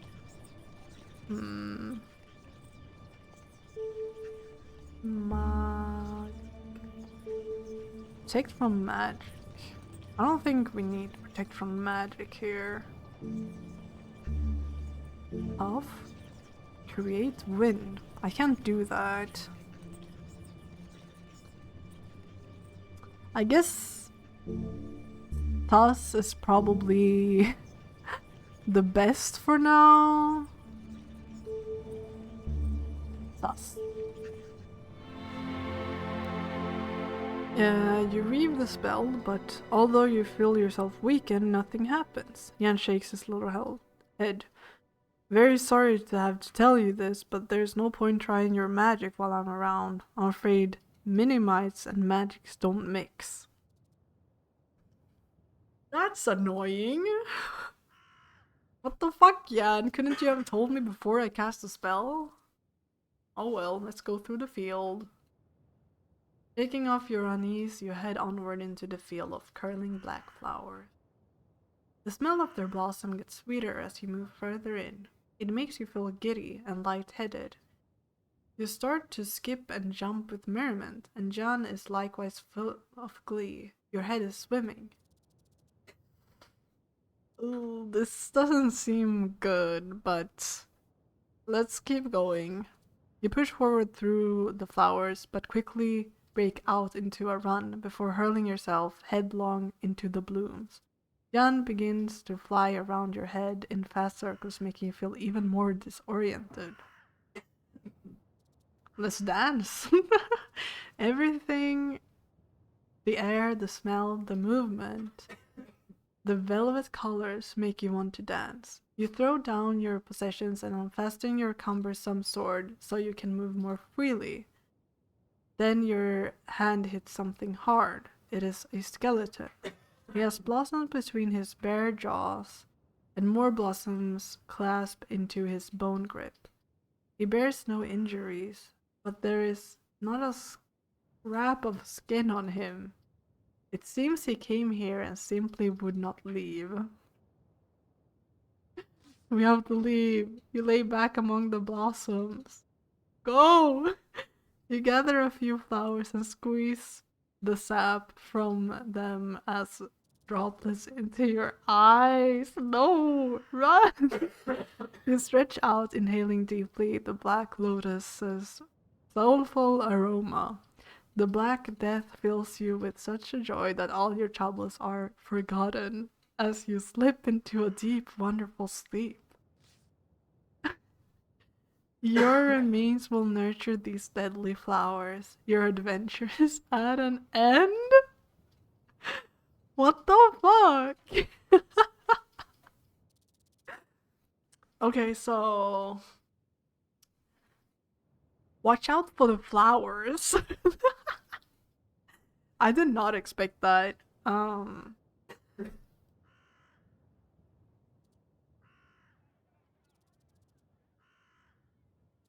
I guess we could go here and go to the right instead.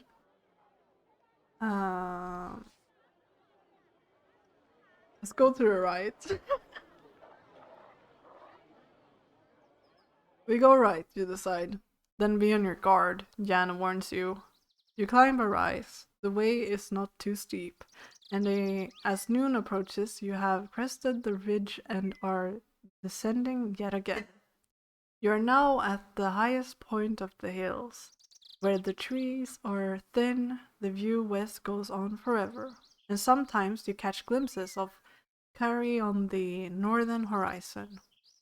With nothing to eat, you keep on walking into the early afternoon. Jan is in a talkative mood and fills the air around with his chatter about what he can see and how things smell, and what he plans to do once he makes his fortune in Kari. You pass from the open hillside into a patch of deep forest. Quite suddenly, Jan falls silent and hisses in your ear. Stop! Stop now! Why? Because, insists the creature in a tiny voice, because something is following us. You come to a dead stop. Jan is right. Something is moving through the trees behind you. A moment later, a point of steel has emerged from the darkness between two trees and touches your neck. You've seen me, whispers a voice. I know it. Let's answer. I see nothing, you call back. You are quite safe. It is not I who is not safe, returns the voice. Who is this? Who's there? There is no reply, but the tall, dark figure of an assassin emerges from the trees. He is dressed head to toe in black, and you had not seen him a moment before, even though he had been standing a mere arm's length away. He wields a sharp scimitar in expert hands. Ooh. I don't think casting a spell will work since we have Jan with us, so let's just fight. Let's start by defending. Oh, he did too. The assassin bows to you, raises his curved sword in salute, and then takes his position. You drop into a defensive crouch immediately. The assassin is perhaps the most fearsome opponent you have so far encountered. He covers himself as well. Let's go for like 7.1. Oh shit. Time to attack. You rush forward with a deep, heavy slash, but the impact clangs against his turned sword. He grins. He is left breathless, but otherwise unharmed. Closing his eyes, the assassin murmurs a quick prayer as he sets his stance.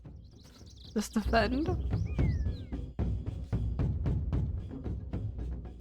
You drop yourself into a crouch as he powers forward, but it only tires him out. You are mostly unharmed. Okay, let's go for like a 5. Oh, god darn it! Acting quickly, you swing your sword fast in towards his chest, but the blow jumps back off the hilt of his blade. He grimaces with effort. He is bruised but not seriously hurt.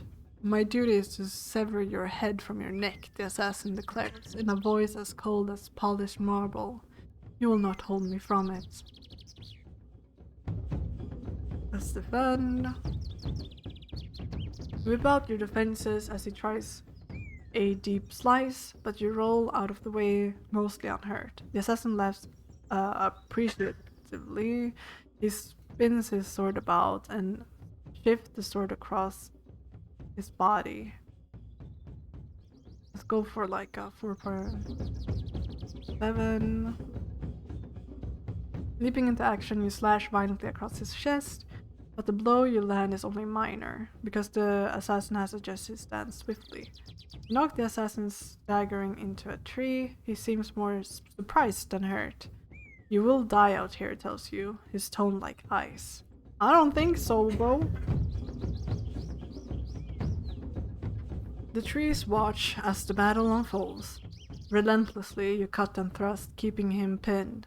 You twist and lower your sword quickly, outclassing his own sword swing. Blood drips from the assassin's tunic. He curses under his breath. Okay. That's annoying. And the assassin is ready to leap back into the tree line as you come at him again. His breath is coming in short gasps. He closes his eyes for a moment to steady himself. Breathing deeply, he whispers a mantra as he readies his blade. Defend. Alright, and now cut.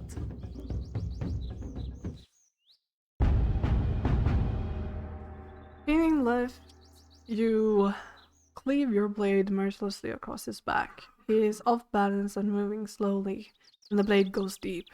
He turns and tumbles, releasing his sword as he topples. I am not so proud as to not admit when I am beaten, he groans.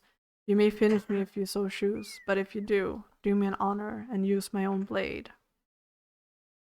I feel like we could do this better. So I'm gonna try again. Let's fucking go at him. Oh, whoops. I shouldn't have done that.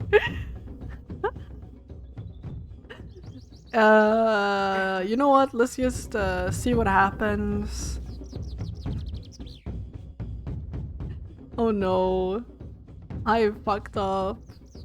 Can I go back? Can I go back? Just, you know, a little bit. Why? Answer.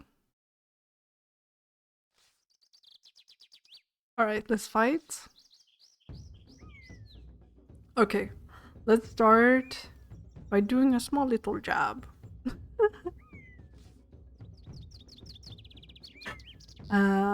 And then I'm gonna go all out.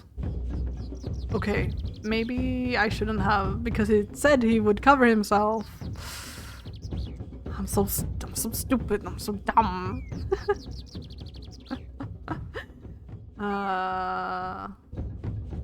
Man, I'm really bad at this. Oh no. Mm, mm, mm. Oh, whoops. Oh my god. I swear to god. I... I'm so annoyed with myself right now. Okay, answer, ask who's there, and then fight him. Okay, let's start with a little jab. He doesn't buzz you, he's left breathless but otherwise unharmed.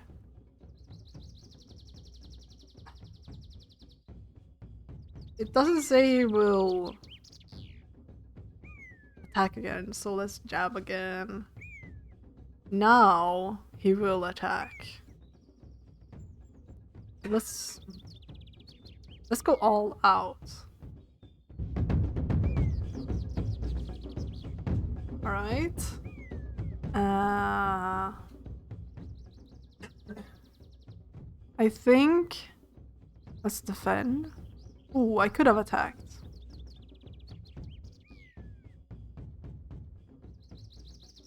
I'll cut. Alright. I think he will do a big one, yeah. Now we go for the killing blow. Okay, 2 stamina loss is better. Okay, let's continue. It says he's not dead, but lies on the floor gasping.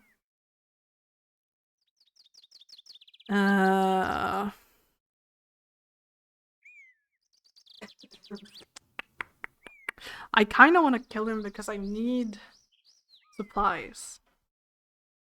But I would feel kind of bad. But I will do it. The single blow, you finish the assassin. He dies with his lips pursed in silent prayer. Not cursing you, but commanding his own soul to a better place. You rifle his body for a measly 3 gold pieces, then continue on your path, out of the woods and onto a dusty hillside. Jan, for a brief while, says nothing. Perhaps he is shocked, but the blissful silence doesn't last for long. Right, Daniel's kill that guy. How much longer do you think we'll be traveling today? The Minimite on your shoulder asked. I'm hungry and tired. We've gone such a long way. Not much further. The Minimite sighs and slumps onto your shoulder. You continue along the path and around the side of a hill. A wooden hut is set onto a slope, with an old woman sitting on the front step. A river seems to emerge from beneath her. As you get closer, you realize the water flows underneath her house, and the house itself is set on sprayed struts like an insect, straddling the water course. A few paces from the front of the house, the water plunges over the edge of a sheer cliff and disappears. Let's greet the woman. Greetings, you call. The woman looks up at you and smiles. Come over here, won't you? She calls. I can barely see you. Alright. You approach the old woman. She smiles a toothless smile and gets up from the step. Come in, please, she beckons. I get so lonely living out here on my own, away from the villages. This is giving me red flags. But sure. Thank you. You follow her inside and take a seat by a long wooden table. I'll bring us some tea, she says. She sounds almost nervous. Hurrying to her kitchen, she returns with 2 large cups. Watch it, Jan whispers in your ear. I don't trust this one. Let's make some conversation. The tea is still hot. You cup it between your hands as you speak. What's your name? They call me Gazamoon, she replies with a smile. I used to be quite well known in my way. You nod, but you have never heard of her. This is a beautiful place, you remark, watching the river outside the door plunging away over the cliff's face. This is the top of the crystal waterfall, she says. The river runs right under my house. They say it carries all my goodness and youth away while I sleep, and the villagers bathe in it for luck. She giggles meanly. I'm sure it isn't quite true. Why do you live alone? Oh, whoops, I pressed drink the tea. Take a sip. You make to sip your tea when the old woman stops you, catching your arm before the cup reaches your lip. Oh, she says suddenly, I've forgotten the pot. She goes back to the kitchen to fetch it. I'll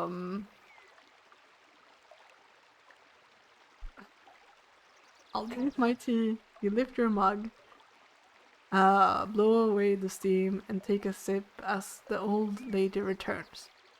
The old lady lifts her own mug and takes a deep gulp. Your own tea is gently refreshing. Then she sputters and coughs and grips her side. Help her? Something wrong? Oh, no, she replies, trying to smile, but clearly doubled up in pain, stumbling and almost falling. She staggers to her kitchen and gulps down another drink. When she returns, she seems much better again.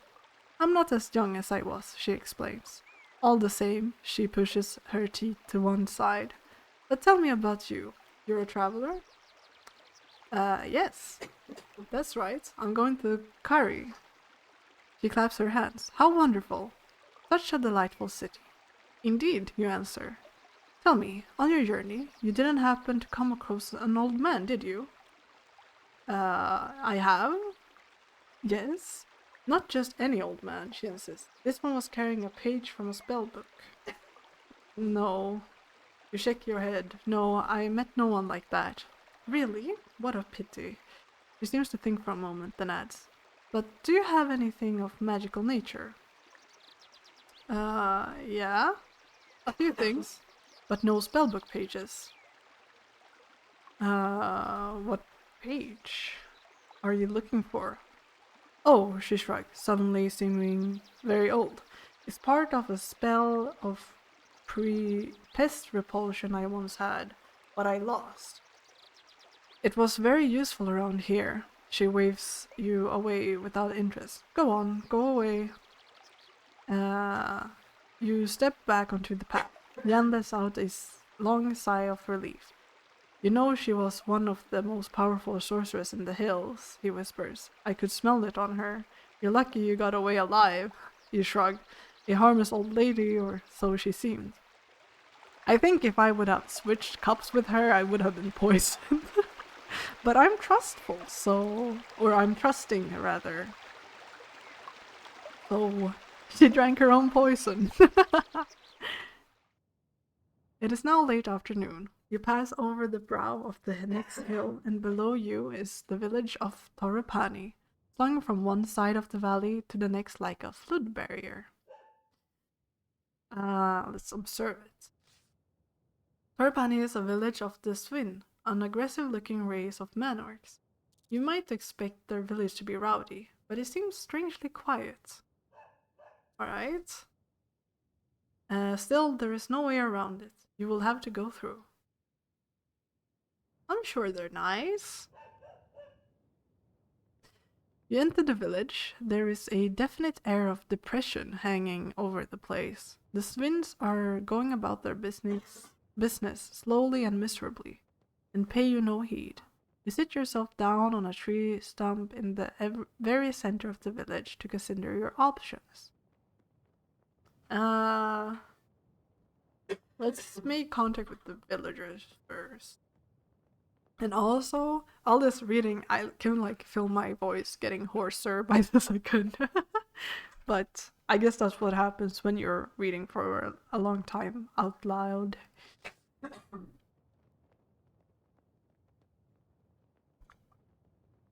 You spy a group of Swins sitting outside a low hut, and you walk over and sit yourself down. You're discussing a friend, and they are discussing a friend apparently killed in the night by an assassin's curved blade. I met this assassin, you remark, boldly interrupting, out in the forest. You met him? You still alive? One Swin replies thickly. I killed him, you reply. The Swin spits a gob of green goop on the ground. You do good, but you 1 day late for us. Another Swin bangs his hand down on the table. But with Ish dead, who saved Tia? Who is Tia? Our flower, the Swin who answered, wipes a tear from the corner of his eye, scratching himself painfully with an uncut fingernail. Tia is a chief's daughter. Or is chief's daughter, the other Swin says. Ish was to save her, now Ish not alive, so Tia soon not alive. What happened to her? Goblins, they sacrifice? Sacrifice? He is unsure of the word. No mimes or gestures like a stabbing downward knife blade. Yes, sacrifice to great cave demon. Trouble is, another says, our village die if sheaf line end. Tia is end, so if end ends, we end. All very sad. Very sad, they all agree. Who you? One asks suddenly, as if only just thinking of it, he prods you in the chest. I'm a traveler. Traveler? A sly gleam enters the biggest one's eyes. Great traveler. The greatest. Best is good. Meke, Tifa, he signals to the others, who are quickly on their feet. Big hefty arms swinging for you. We take to sheaf. Before you can resist, they have you and are hauling your body onto their shoulders. Yang clings onto your shoulder, refusing to be shaken free. I mean, I think they're just taking me to their sheath so I can help them, right? Wait and see what happens. You hold your tongue and wait to see where they are taking you. You pass through the village, several Swins watch from doorways and windows, their faces silent and somber. A few murmur blessings, or maybe curses, as you pass. Then you reach a low hut on the edge of the village. You are set down carefully.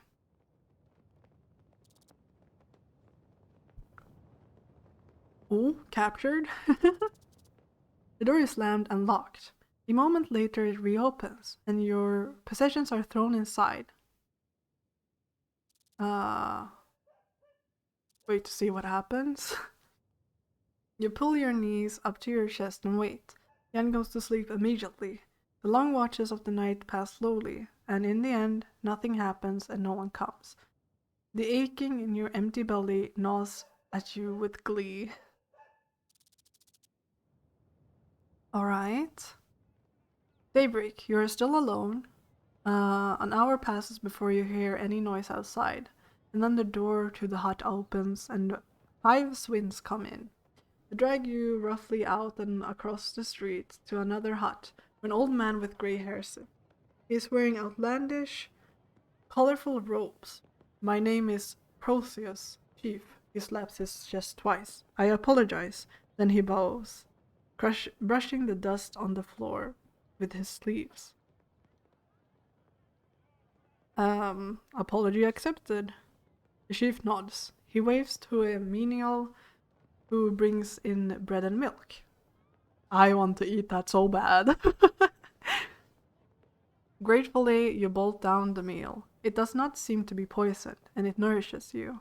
The bowl is removed, and the chief squats down in a pool of cloth. Jan covers under your own cloak, hoping to go unnoticed. I have need of you and your strength. I will help if I can. The chief bows. I am grateful. My daughter, my child, she is taken. Offered to a terrible demon below.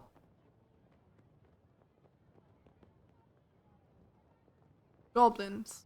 The chief spits at the word. Goblins. He shakes his head and tears well lit up in his eyes. We never friends, but we never enemies like this. I not understand their hate. Why they care about demons in caves. I will save her. The chief wipes away a tear with a clawed finger. He gestures to the other twins who, still taking no chances, grab you by your arms and haul you to your feet. Alright. You're led along a short pathway through the forest to a crack in the ground. One twin has brought a rope and another a basket. They are preparing to lower you down into the pit of the earth itself. Let's take the adventure. You wait until they are ready, then step into the basket. The chief nods to you with respect. Watch the darkness, he declares as they start to lower you down. From your shoulder, Jan murmurs. You're in trouble now, he shivers. You don't realize. Can't use magic with me around, and I'm not going anywhere. Jan! You could just stay outside. You hit the floor with a thud and peer into the darkness. Your eyes can make out nothing, but a slight breeze suggests endless space in all directions. You are blind, helpless, trapped. Something clatters to your feet from above. One of the twins shouts something down to you. Feel around on the ground. You crouch down and feel around your feet until your hand closes on the base of something. You pick it up. It's a dry wood torch. Something else falls from above and strikes you in the head. Tinderbox, calls the voice. Feel around for the tinderbox. Rubbing the bruise on your head, you reach down and find the tinderbox. Light the torch. You strike a light and the torch blazes into flame. Nice. Hopefully we won't need to use magic.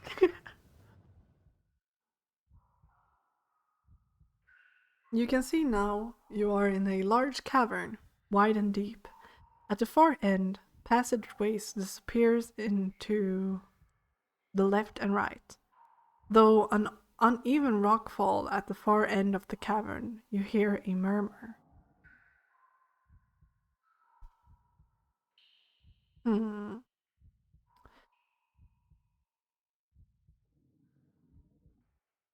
Listen to by the rocks. You clamber over the rocks to the edge of the cavern to investigate the sound.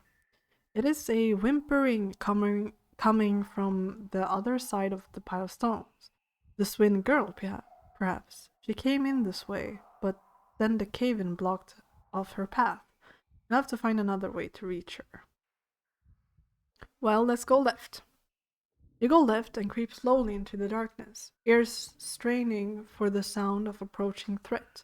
But all you can hear is Jan's quiet whimpering. The passage rises up a gentle incline. At the top, a thick crystal seam glitters in the torchlight, and the tunnel ends in a T-junction. Let's look at the crystal. The seam seems to be made of pure diamond. It was no doubt in quest of this that these tunnels were carved. Why is no one mining here now? Let's dig out the crystal. You try and pry the diamond loose from the incredible seam in the rock, but your sword is not up to the task, and you would only make it blunt. You could perhaps return with a proper pick, but only if you can escape these tunnels first. Right, let's go left. You take the left passage. You walk down the passage for several minutes. Then slip on some dirt, and the ground beneath your feet gives way. You plunge into a hidden pit and land on something soft. Oh, that doesn't sound good. Look around. Not yet counting your luck, you look around, and sure enough, you are out in the frying pan and into the reptile den. You're in a pit of snakes. Oh shit. I can't use magic. You swing your torch, trying to stave off the creatures. Let's climb. The only way out is to climb. Leaving your torch by the foot of the wall, you begin the ascent. You get halfway when one of the snakes bites the torch, killing itself, but extinguishing the flame in the darkness. The others begin to slither up after you until the wall itself is alive. You're strangled by death by 100 snakes. Oh my god. This game. Hmm. Alright. Let's try that again, shall we? Light the torch. Alright. And then we listen. We go left. We can look at the crystal. We can try to dig it out, but it doesn't work. So let's go right. We turn right. Here the cave system widens. Pendulous stalactites hang from the ceiling, as if about to fall and skewer you in place. You skirt between them, following a thin, safe path until a side passage opens on the left. Let's go left. You take the left passage. After a few minutes, walk up a shallow incline. You begin to hear something in the distance, a low rumbling. Ooh. Wait and see.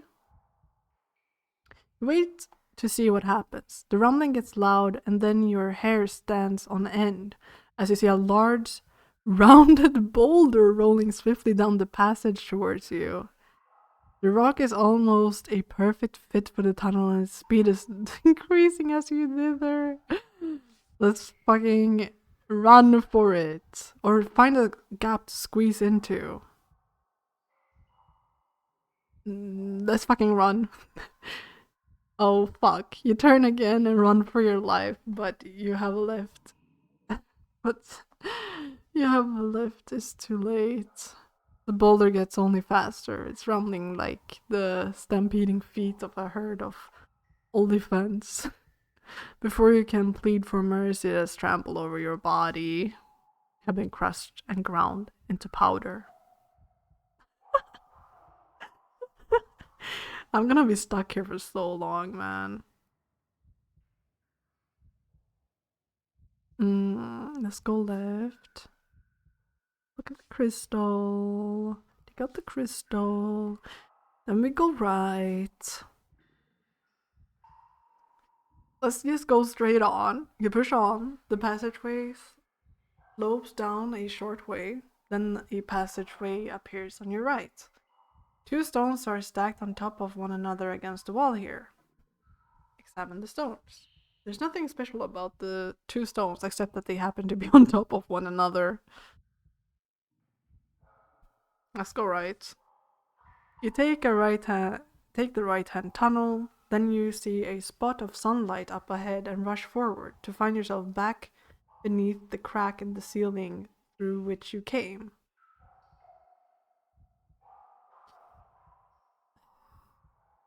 Go straight. You creep forwards through the dark, quite sure you're going in circles. The ground begins to slope upward and the walls begin to glitter as you encounter a seam of crystal. Have you been this way before? Here the passage you are following splits. Go right. Back in the chamber of stalactites. Go straight. And then we go straight. You edge further down the tunnel. The tunnel twists and bends sharply, as if carved by a river now long since dried away. You lose all sense of which way is which, except to keep going forward, where the path you are creeping through finishes at another fork. Another pair of stones are stacked in one corner. Let's go left. You take the left passage. The cave floor here is an inch deeper in water, dripping from an arched ceiling far above. The droplets that land on you are ice cold and run like sharpened claws down your back. I don't like this, Jan mutters. Water plays havoc with my wings. A few strides further on, the winding seam forks again. A single stone sits by the wall. What does that mean? I guess I go right. You go right. The going is suddenly suddenly more difficult, and you realize that the tunnel is climbing at quite a sharp gradient.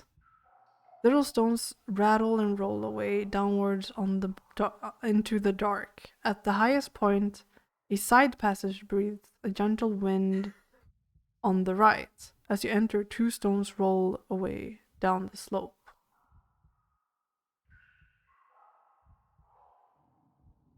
What does this mean with the stones? When there's two, I don't know. I think I'm gonna go forward. You inch on, the cave walls crush in close, as though the rock is squeezing you to death. Your shoulders rub against the walls. When you feel certain you can go no further, the cavern flickers in the torchlight and reaches a split. Two more stones are stacked against the walls. Those rocks don't look like they felt like that, Jan remarks. Let's go left. You slip through the opening in the left wall. You slip. Oh no. It's the snakes again. No. Let's fight. You draw your sword and slash and cut at serpent after serpent. There are hundreds of them. Soon the ground is slippery with blood, and then you slip and fall, and the snakes are upon you in seconds. Oh my god. I want to finish this. Let's go left. Oh, whoops, I went right.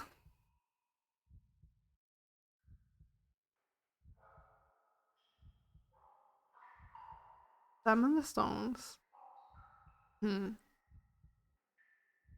We haven't gone this way before. Let's go left. The stone widens. Pendulous stalactites hang from the ceiling. Go straight. Vision towards and the passageway appears on your left. With the crystal.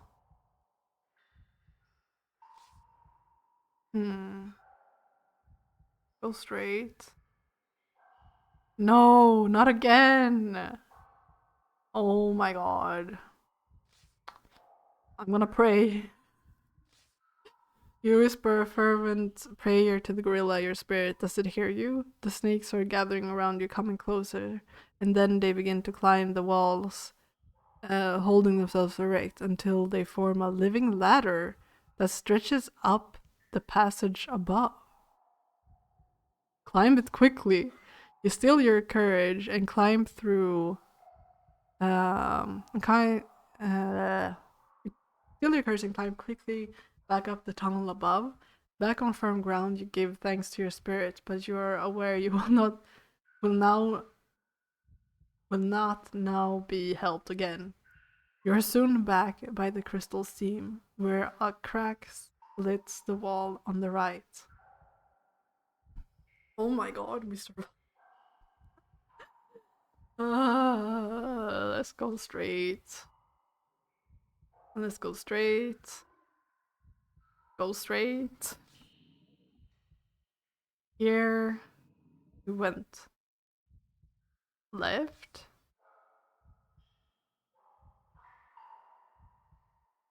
Then we went right. Go forward. Those don't look like they feel like that. Go right. You move through the opening in the right wall. You follow the passageway when you hear an echo of whimpering coming up the corridor. Your torchlight falls across a frail shape. Hiding in the shadows is a young swin girl, stacking stones into hundreds of little towers. Come with me. You hold out a hand, and the girl takes it and gets to her feet. You'll have to be quiet, she hisses, or else. Suddenly, there's a loud roaring from the mouth of this short cavern. The walls begin to shake and crumble. The twin stone towers topple and scatter. To one side, a gap in the rubble begins to open, letting through a mean shaft of light. But before you can head for it, the roaring sound is joined by a scream from the twin girl. You turn slowly and peer into the gloom back along the tunnel. Is there something moving? Something coming closer? Perhaps the roaring in the wind and rushing through the tunnels. Something is coming! Uh-oh.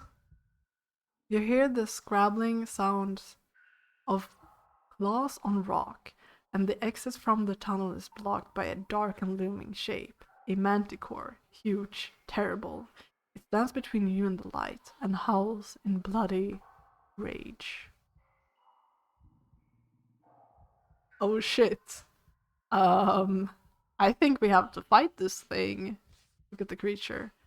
The manticore is a foul hybrid creature by the evil sorcerers of old, and instilled in bitter self-hatred. It has a lion's body and the tail of a scorpion, but its face is that of an old man, and its thoughts are cruel and resentful. As it sees you, it rears back, flapping two enormous wings on its back. Let's fight the creature. You draw your sword and close on the beast. Eyes focus tightly on the terrible sting. Let's defend. Holy shit. You drop back, raising your guard, hoping the beast will wear itself out. At the last moment, the manticore pounces, all claws off the ground and bared into plunge into your flesh. You brace yourself as it comes down and leap aside at the last moment, claws raking your skin. Let's go for like a 4.2. Nice. The creature snarls and snaps its jaws. You must finish this monster before it finishes you. It has 18 health. I mean 16 now, but we're so screwed. Standing firm, you swing a mighty stroke against the monster, just as the manticore swings its tail down like a hammer stroke. As it rears, you push your sword up into its exposed belly. It curses you in an almost human tongue.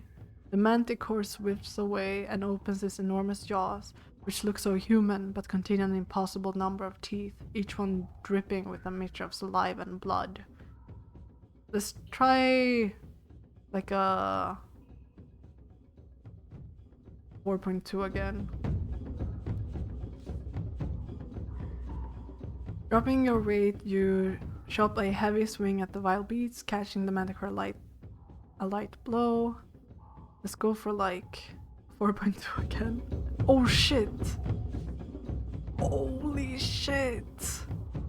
The manticore moves quickly and strikes so fast with its scorpion sting that you barely see it move and have only a single breath to respond. Your own attack is forgotten as you try to regain your balance. The beast growls at you, the walls shiver with its fury. The spin girl edges nearer, as if thinking of scratching the creature with her claws. It's scared, she whispers to you. You might not believe me, but you've scared it. Huh. Sideswipe. In the darkness of the cave, it is hard to read the monster's intention, but you cannot wait forever. Sidestepping, you slash out at the manticore, slipping a light strike past its outstretched paws. Let's defend. You can almost smell the creature's growling enrage and drop quickly away. The manticore makes a nasty swipe with its fearsome claws, but you duck and escape real injury. You are gasping for your breath. The creature's relentless assault, its sheer rage, is almost too much for you to take. The manticore chomps and grinds its teeth, its expression an ugly frown. Let's keep cutting.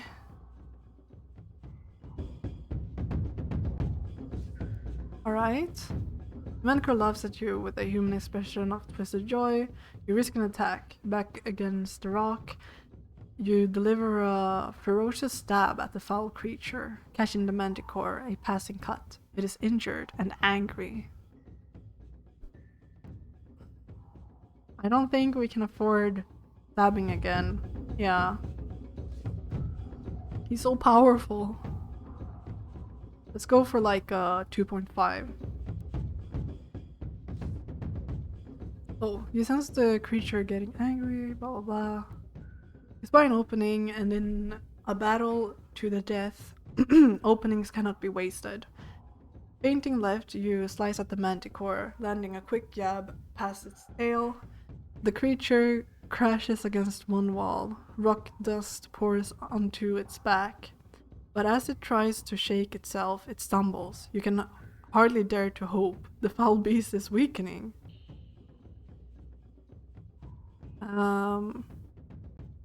Score for a 5.6. With the rock wall at your back, you have no way to hide, but a perfect platform to spring forward. You race at the manticore. At the same time as it comes for you with its terrible sting, you cut into it like a butcher. You have opened a deep wound in its side. The Swin Girl shears. The creature stretches its enormous jaws and roars. We just have to keep on going. Standing firm, you swing a fearsome stroke against the monster, catching the manticore a light blow. The manticore screams and howls in a voice that is almost human. It is dying, slowly, furiously, but nonetheless, it's weakening. We need to defend. Holy shit, we're almost dead. You can almost smell the creature coming for your blood, and drop quickly into a guarded stance. The creature snaps with its knife-like teeth, but you knock it back with your sword hilt. You stagger back, the back of the gigantic sting, knocking you flying across the cave room. The Swin Girl is shaking with fear. You know she has seen heroes defeated before. The manticore roars. The ground itself seems to shake in its anger. Oh, it has 1 health. But so do I. You must kill this creature. Dropping your weight, you chop a hefty swing at the terrifying beast, slipping a slicing cut past the manticore's outstretched wings. The sting of its tail begins to leak a foul-smelling green ooze. I feel like this is not gonna be enough. No.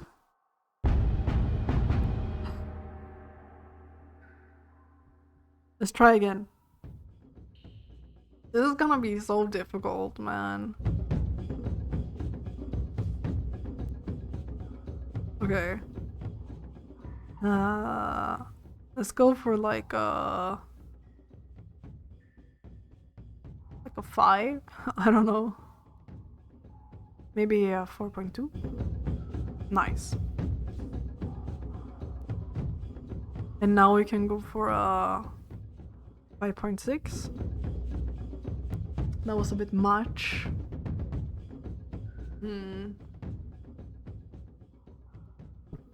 I think it's gonna go for like a 5, so I'm gonna defend.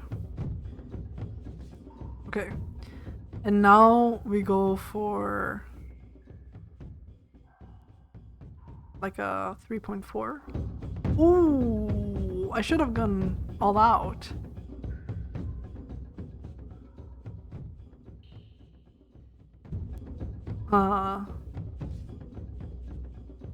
This is not going that well.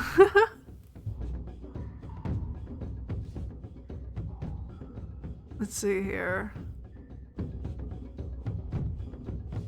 I do too much. And then I do too little. Try again. Let's defend on this first one. Because we're not beating that.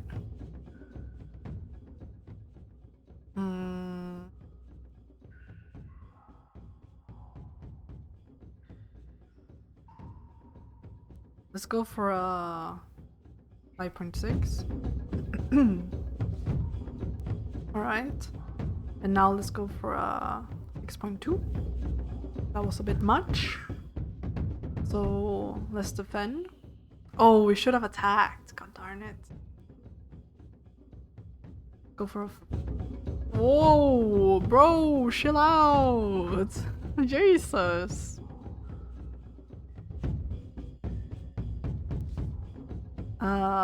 Shit. This is not going very well. I think we're gonna die. Yeah. Maybe I should read. Let's see here.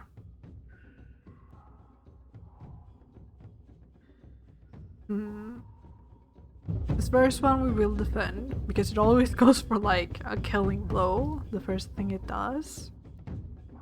I feel like here it usually goes for like a 4 or 5, maybe? Went for a 6. Okay, you know what? I think this is a lost one, boys.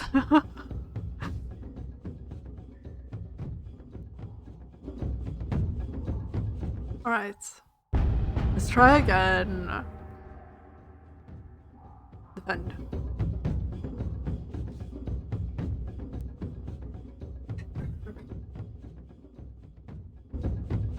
Alright.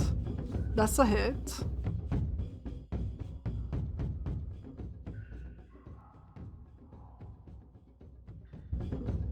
Oh, I didn't have to go for a big one. Oh, man, what a bitch. When he goes for those small ones, not worth it. Okay. When we do 3 damage, that's big. I feel like he's gonna do a small one, yeah.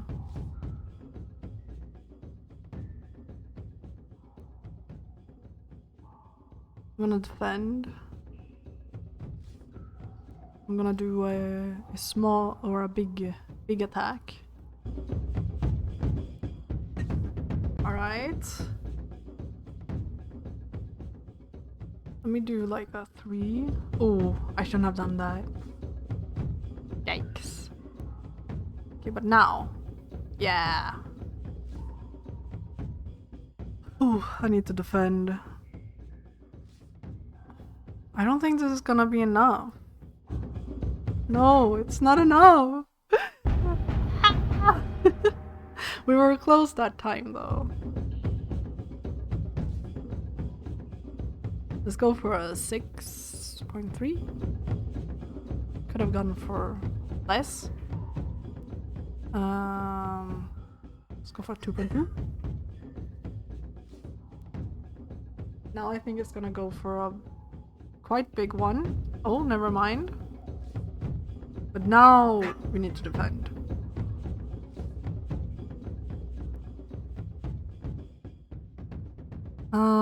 I think a 4.3 will be enough.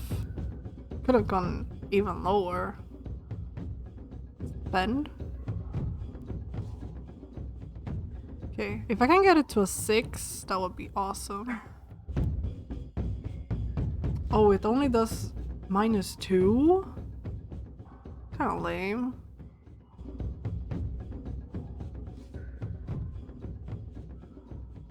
Go for a little bit lower then.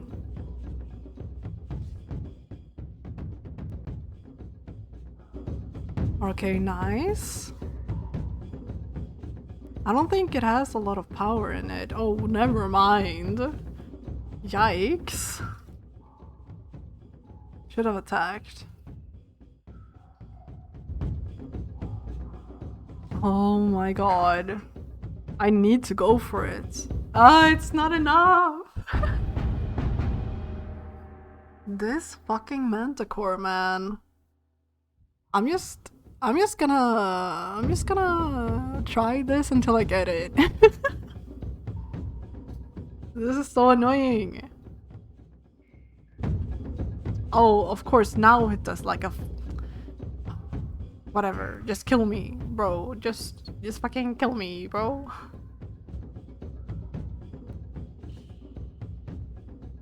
Come on, bro. You can do it faster than that. There we go. Of course, when I don't go for the 6, he goes for like the 6. What an ass. Okay. Alright. I think he's gonna go for a big one. Oh, he didn't. Okay, well, then I will go for a bigger one. Fuck! Okay, this game... a little bit difficult. Not gonna lie, I'm kinda struggling.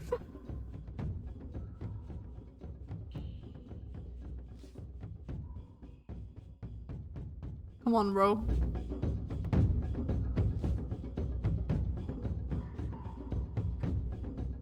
I'm using too much, but also too little.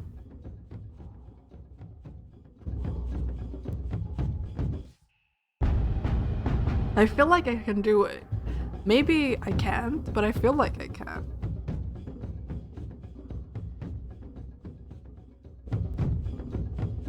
Alright.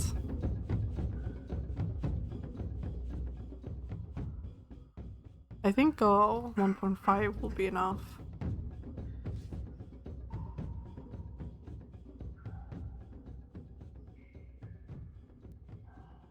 I wonder if this is enough. It is. In that case, I think this will be enough too. That's good. I'm gonna defend this time. And now I think he's gonna go for a lighter attack. Oh shit, never mind. What about now? Okay, yeah. I'll go for like a 6. Might have been a little bit overkill, but I think it's working. I think we got it this time. Oh fuck. Okay, now for sure. Yeah. Holy shit. You spy an advantage, the kind that can change the course of a battle. You rush into the manticore. Your sword blade seems almost to be possessed. It finds its way past the manticore's sweeping claws, through its thick hide and down into its ancient, cruel heart. For a moment it howls loud enough to make the walls shake, and then everything falls very quiet. 6 stamina loss. Skilled swordplay. Well, that's good. That was so difficult. The only noise in the chamber is the hammering of your heart and the quiet breathing of the Swin girl.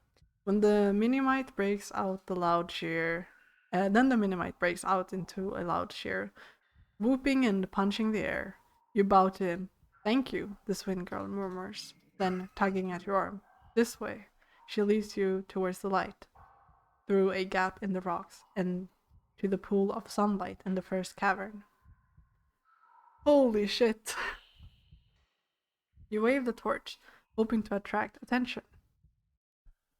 Tell the girl to call up. Girl, call to your father. Twin child nods mutely, then bawls at the top of her lungs. Rosius, I'm here. Then something drops down, a rope, with a basket on the end. Get in together, the chief calls from above. We'll pull you both up. Alright. You step into the basket and help the girl to clamber in with you. Ready, the Swin girl begins to haul. The rope stretches and grows taut, but the basket doesn't move. The rope starts to make a squeaking noise, and the basket lifts a finger width off the floor. Pull harder! The twins try. You can hear them struggling and straining. Eventually, the girl gives a sigh. This is stupid, she declares. We'll never get out this way. And with that, she scrambles out of the basket. The change in weight is enough, and the basket begins to shoot rapidly upward out of the hole. When you reach the top, their expression changes from happiness to fury. You're pulled from the basket and tossed bodily aside as you drop the rope back down. Are you there? Proceus calls. It's your turn now. Wait. You sit, nursing your injuries, and wait as the twin haul up the rope. When the girl emerges, her face is lit with a brilliant smile that every inch reflects reflects the sunlight she has not seen for so long. Her father scoops her up and carries her on his neck, and as she jabbers and tells them of your bravery in defeating the manticore. The twins, hearing how close the beast came to hurting their daughter, realize how much they owe you. Grudgingly, they welcome you back to the village if you wish to go. Yeah. I hope they have some kind of reward for me. A little generosity cannot hurt you, you nod. I will come. As you enter the village, it erupts into celebration. Look at them. You are given a place to stay and recuperate from your long journey. A visit to the healing priest treats your wound, and when you emerge, it is find the village before so somber and silent, now in full life. Flowers are tied to every rooftop, and bands of swins are playing music on long, strangely shaped lyres. You are whisked away into the dance by Proceus' daughter before the chief can welcome you to the feast. The night is glorious. That night you sleep heavily. Rise the next morning to continue your journey. The chief meets you before you go. My good friend, he declares, you have saved us. He presses 2 gifts into your hands, a pouch of 10 gold pieces, a fortune for a place like this, and a key. This opens the south city gate of Kari, he tells you. I hope it is yours. Time to go. Oh my god, that was so good. We got 20 stamina now and 16 gold. You take your leave. The path winds away from Torrepani, and soon you're on a downward slope away from the Shumatani hills. Through stepped rice fields as you walk, you feel for the first time the loneliness of the path ahead. Though Kari is a busy city, it is cruel, and beyond Kari there is nothing but a vicious wasteland. You will have no one to trust in the days ahead. In the distance rises the wall of a great city, the first true stonework you have seen since you left home. From your shoulder you feel Jan hop into the air. I didn't mind the manticore, he hisses, but this place I'm afraid of. Take care, you'll need it. Then he buzzes away into the sky and is gone. You wonder if you will ever see him again. Huh, so now we can use magic again. I kinda wished I could buy rations here, but I guess I can't. Oh, the whale? Low powerful creature, of great wisdom and deep honor. The whale moves through deep, dark places, but leaves barely a ripple on the surface. Alright. Go to Kari. Oh! Your journey through the Shamutanti Hills is complete. Along the way, you have made no useful friends, but have been given the key to the gates of Kari. You have collected a few magical artifacts, 3 pebbles. You're still armed only with your original sword and have no rations and 16 gold pieces and a spell book. The adventure continues in Sorcery 2. Kari. City Port of Traps. Out now. Oh, save to cloud. Lero 2. Cloud save spell name. Okay. Well, cool. I will have to remember that for next time. Crown of Kings has been stolen by the Archmage and taken across the backlands to Mumpang. You have been sent to get it back. Should you fail, the whole of Kakabad will surely fall.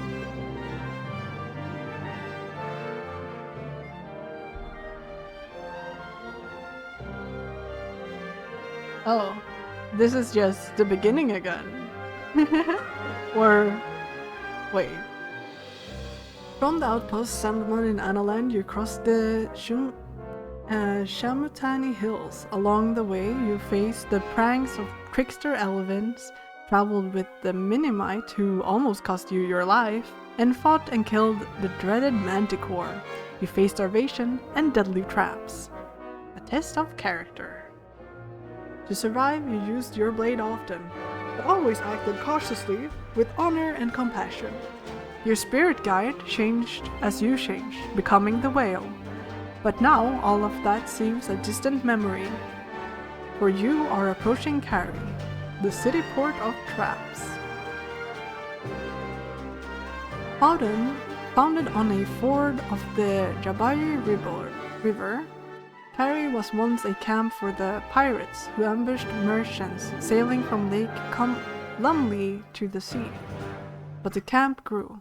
It became a village. The village became a town, and now Kari is a magnet for ne'er-do-wells and thieves, ruled over by a council of villains. Cannot be avoided. You would go around it if you could, but on the far side of the North Gate, the only entrance to the Backlands and the next stage of your journey, for the good of the kingdom, you must enter the city of traps and make it out alive. Wow. So, we'll make our way through this city next time. But this is such a cool game. I'm loving it so far. I think we're probably going to have to read that beginning bit again.